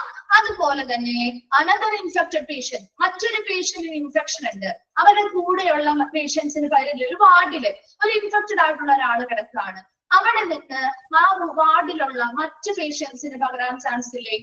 ഇല്ലേ? മറ്റ് ഒരു ഇൻഫെക്റ്റഡ് ആയിട്ടുള്ള പേഷ്യന്റിൽ നിന്നും മറ്റുള്ള പേഷ്യൻസിലേക്ക് പകരാൻ സാധ്യതയുണ്ട്. അടുത്തത് എന്താണ്? Staff who are infected, or in some cases the source of infection cannot be ascertained. ചില സമയങ്ങളിൽ നമുക്ക് ഇത് ആരിൽ നിന്ന് നമുക്ക് ഇൻഫെക്ഷൻ കിട്ടിയെന്ന് നമുക്ക് തിട്ടപ്പെടുത്താൻ അല്ലെങ്കിൽ പറയാൻ സാധിക്കില്ല, അല്ലെ? ചില കാര്യങ്ങൾ നമുക്ക് എവിടെ നിന്ന് കിട്ടിയെന്ന് പോലും നമുക്ക് അറിയാൻ പറ്റില്ല, അല്ലെ? അപ്പൊ എവിടെ നിന്ന് കിട്ടിയെന്ന് ചിലപ്പോൾ നമുക്ക് തിട്ടപ്പെടുത്താനും സാധിക്കില്ല. അപ്പൊ ഇവിടെ നോക്കിയേ, health the infection spread to the affected patient in clinical setting by many means. പല വഴികളിലൂടെ ഇത് അഫക്ട് ചെയ്യാം, ഒരു പേഷ്യന്റിനെ അഫക്ട് ചെയ്യാം. Health care staff also spread infection. അവിടെ ഹെൽത്ത് കെയർ ചെയ്യുന്ന സ്റ്റാഫുകൾ ഇൻഫെക്ഷൻ പകരുന്നുണ്ട്. കാരണം എന്താണ്? അവിടെ ചിലപ്പോൾ അവർക്ക് ഇൻഫെക്റ്റഡ് ആയതുകൊണ്ടാവാം, അല്ലെങ്കിൽ ഇൻഫെക്റ്റഡ് ആയിട്ടുള്ള ഒരു പേഷ്യന്റിനെ അവർ ട്രീറ്റ് ചെയ്തു, ചികിത്സിച്ചു, അവർ അതേ ഗ്ലൗസും കാര്യങ്ങളും യൂസ് ചെയ്തുകൊണ്ട് ഇൻഫെക്ഷൻ അല്ലാത്തൊരു പേഷ്യന്റിനെ വന്ന് ട്രീറ്റ്മെന്റ് ചെയ്യാനായിട്ട് വരികയാണെങ്കിൽ അതിലൂടെ പകരാൻ സാധ്യതയുണ്ട്, അല്ലെ? അപ്പൊ അങ്ങനെയുള്ള കാര്യങ്ങളുണ്ട്. Besides to contaminated equipment, contaminated ആയിട്ടുള്ള ഈ മലിനമായ ഉപകരണങ്ങൾ ഉപയോഗിക്കുന്നത് കൊണ്ടാവാം. Bed linens. എന്താണ് ബെഡ് ലിനൻസ് എന്ന് പറഞ്ഞാൽ? ബെഡിൽ വിരിക്കുന്ന തുണികള്, അല്ലെ? വസ്ത്രങ്ങള്. ലിനൻ എന്ന് പറഞ്ഞാൽ ഇവിടെ തുണിത്തരങ്ങളാണ് കേട്ടോ. നമ്മുടെ ലോണ്ടറി ആൻഡ് ലിനൻ ഒരു ചാപ്റ്റർ ഒക്കെ ഉണ്ട് കേട്ടോ. ബെഡ് ലിനൻസ് എന്ന് പറഞ്ഞാൽ തുണിത്തരങ്ങള്. നമുക്ക് ഹോസ്പിറ്റലിൽ ചെല്ലുമ്പോൾ വാർഡിലാണെങ്കിലോ റൂമിലാണെങ്കിലോ ഒക്കെ അവര് ബെഡ്ഷീറ്റുകളും പില്ലോ കവറുകളും ഒക്കെ കൊണ്ടുവന്ന് തരാറുണ്ട്, വിരിച്ചിടാറുണ്ട്, അല്ലെ? അപ്പൊ അതിലൂടെ നമുക്ക് സ്പ്രെഡ് ആവാൻ ചാൻസ് ഉണ്ട്, അല്ലെ? പ്രോപ്പർ ആയിട്ട് അത് വാഷ് ചെയ്ത് ക്ലീൻ ചെയ്തല്ല എടുക്കുന്നതെങ്കിൽ അതിലൂടെ സ്പ്രെഡ് ആവാലോ. ആൻഡ് എയർ ഡ്രോപ്ലെറ്റ്സ്, വായുകണികകളിലൂടെ പകരാം, അല്ലെ? It can also originate from the outside environment. ചിലപ്പോൾ പുറത്ത് നിന്ന് ഒരു ഇൻഫെക്റ്റഡ് ആയിട്ടുള്ള ഒരു പേഷ്യന്റിൽ നിന്നും നമുക്ക് പകരാൻ സാധ്യതയുണ്ട്. ഒരു ഇൻഫെക്റ്റഡ് ആയിട്ടുള്ള സ്റ്റാഫിൽ നിന്നും നമുക്ക് പകരാൻ സാധ്യതയുണ്ട്. ഓർ ഇൻ സം കേസസ്, ചില സമയങ്ങളിൽ നമുക്കിത് എവിടെ നിന്നാണ് കിട്ടിയതെന്ന് നമുക്ക് എന്ത് ചെയ്യാൻ പറ്റില്ല, കുറ്റപ്പെടുത്താൻ സാധിക്കാതെയും വരാറുണ്ട്. ഇത്രയും ക്ലിയർ ആണോ? ആ പാരഗ്രാഫിൽ ഇത്രയും പറഞ്ഞ ഭാഗങ്ങളൊക്കെയാണോ? Okay. Then in certain cases, ചില കേസുകളിൽ നമ്മുടെ micro organisms emerges from the patient's own skin that becoming opportunistic after surgery. അതായത് നമ്മുടെ ബോഡിയിലൊക്കെ ശരിക്കും മൈക്രോ ഓർഗാനിസംസും കാര്യങ്ങളൊക്കെ ഉണ്ട്, അല്ലെ? അത് പക്ഷേ നമ്മുടെ പ്രതിരോധ ശക്തി ഉള്ളത് കൊണ്ട് അത് അങ്ങനെ എന്ത് ചെയ്യുന്നില്ല, വലിയ രീതിയിൽ അത് ഫലപ്രദമാവുന്നില്ല, ആക്റ്റീവ് ആവുന്നില്ല എന്നുള്ളതാണ്. അതേസമയം ഒരു വലിയ സർജറിയും കാര്യങ്ങളൊക്കെ കഴിഞ്ഞ് നമ്മുടെ ബോഡി കുറച്ച് വീക്ക് ആവുന്ന സമയത്ത് നമ്മുടെ ബോഡിയിലുള്ള മൈക്രോ ഓർഗാനിസംസ് ചിലപ്പോൾ എന്ത് ചെയ്യും, ആ പേഷ്യന്റിന്റെ സ്വന്തം ബോഡിയിൽ തന്നെയുള്ള മൈക്രോ ഓർഗാനിസംസ് ആയിരിക്കും അവര് ഓപ്പർച്യൂണിസ്റ്റിക് ആവുന്നത്, അവസരവാദികളായിട്ട് അവർക്ക് നല്ലൊരു ബെറ്റർ ഓപ്പർച്യൂണിറ്റി കിട്ടുന്നു, അല്ലെങ്കിൽ ഒരു അവസരം കിട്ടുമ്പോ അവരെന്ത് ചെയ്യും, അവര് പ്രവർത്തനക്ഷമമാവുകയും അതുവഴി പലതരത്തിലുള്ള ഇൻഫെക്ഷൻസ് വരാനും സാധ്യതയുണ്ട്. And nosocomial infection shows a tendency to lack proof that it was present when the patient got into the healthcare setting, thus meaning it was occurred post admission. അതായത് നമുക്കൊരു നോസോകോമിയൽ ഇൻഫെക്ഷന്റെ ഒരു ടെൻഡൻസി എന്ന് പറയുന്നത് നമുക്കൊരു തെളിവുണ്ടാവില്ല. കാരണം ഈ പറയുന്ന ആള്, ആ ഒരു പേഷ്യന്റ് ഹോസ്പിറ്റലിലേക്ക് വന്ന സമയത്ത് തന്നെ ആ ഒരു ഇൻഫെക്ഷൻ അവന് ഉണ്ടായിരുന്നു, പ്രസന്റ് ആയിരുന്നു, അല്ലെങ്കിൽ ഇവിടെ വന്നിട്ട് അഡ്മിഷൻ എടുത്തതിന് ശേഷമാണോ അത് വന്നത് നമുക്ക് പെട്ടെന്ന് കണ്ടുപിടിക്കാൻ പറ്റില്ല. അത് അതിനൊരു പ്രൂഫ് ഇല്ല, തെളിവില്ല. കാരണം നമുക്ക് ചിലപ്പോ ഈ പറയുന്ന ഓർഗാനിസം ചിലപ്പോൾ നമുക്കൊരു രോഗം വരുന്നതുകൊണ്ട് നമുക്ക് എങ്ങനെയാണ് പെട്ടെന്ന് അപ്പൊ തന്നെ അങ്ങോട്ട് വരികയാണോ ചെയ്യാം, അപ്പോൾ തന്നെ അങ്ങോട്ട് വരികയാണോ ചെയ്യാം? അല്ല, കുറച്ച് ദിവസങ്ങൾ എടുത്താണ് നമ്മുടെ ബോഡിയിൽ അതിന്റെ സിംറ്റംസ് കാണിക്കുന്നത്, അല്ലെ? അപ്പൊ അതുകൊണ്ട് തന്നെ നമുക്കതൊരു തിട്ടപ്പെടുത്താൻ അല്ലെങ്കിൽ ഒരു പ്രൂഫ് കൊടുക്കാൻ പറ്റില്ല. ചിലപ്പോൾ അത് അവര് വരുന്ന സമയത്തെ അവർക്ക് ഉണ്ടായിരിക്കാം, അല്ലെങ്കിൽ ചിലപ്പോ അഡ്മിഷൻ എടുത്തിട്ടായിരിക്കാം അവർക്കത് ലഭ്യമായിട്ടുള്ളത്. അപ്പൊ എങ്ങനെയാണെന്നുള്ളത് കൃത്യമായിട്ട് നമുക്ക് അതിനൊരു തെളിവ് കൊടുക്കാനായിട്ട് ഈ ഒരു നോസോകോമിയൽ ഇൻഫെക്ഷന്റെ കേസിൽ ഉണ്ടാവില്ല. മനസ്സിലായോ? അപ്പൊ കുറെ ദിവസം ലോങ് ആയിട്ട് അവിടെ താമസിക്കുന്നവരാകുമ്പോൾ നമുക്കത് പറയാം.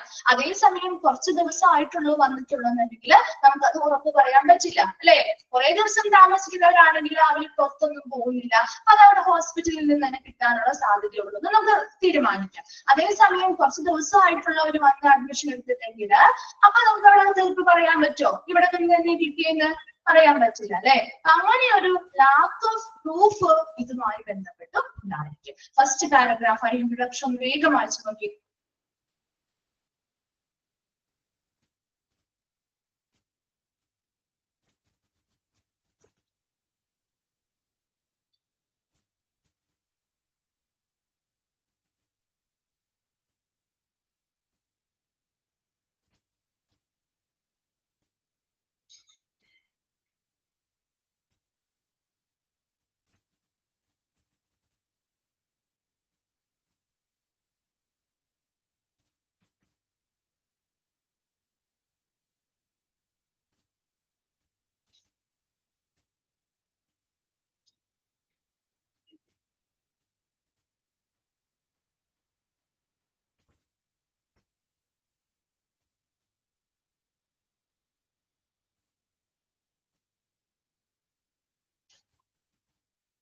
Last സെന്റൻസോ?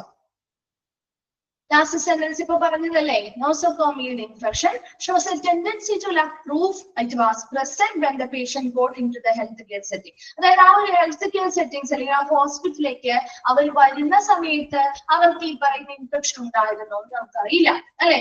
Thus meaning it was acute post admission. Post അഡ്മിഷന് ശേഷം ആണോ ഇത് വന്നിരിക്കുന്നത് എന്നും നമുക്ക് തെളിയിക്കാൻ പറ്റില്ല അല്ലെ? അങ്ങനെയുള്ള ചില സാഹചര്യങ്ങള് ഈ നോസോകോമിയൽ ഇൻഫെക്ഷനുമായി ബന്ധപ്പെട്ട് ഉണ്ടായിരിക്കുന്ന ആ ഒരു പ്രൂഫ് നമുക്കില്ല, തെളിവില്ല. ഇത് അവിടുന്ന് വരുന്ന സമയത്ത് ആ ഒരു ഹോസ്പിറ്റൽ സെറ്റിംഗിലേക്ക് വരുന്ന സമയത്ത് ആ പേഷ്യന്റിൽ പ്രസന്റ് ആയിരുന്നോ അല്ലെങ്കിൽ ഇവിടെ അഡ്മിഷൻ എടുത്തതിന് ശേഷമാണോ അത് വന്നത് എന്ന രീതിയിൽ നമുക്ക് തെളിയിക്കാനുള്ള ഒരു പ്രൂഫ് ചിലപ്പോ അഭാവം ഉണ്ടായിരിക്കാം. ക്ലിയർ ആണോ? ഓക്കെ, അടുത്ത ക്ലാസ്സിൽ വരുമ്പോൾ നമുക്ക് നെക്സ്റ്റ് കണ്ടിന്യൂ ചെയ്യാം കേട്ടോ. Okay, thank you.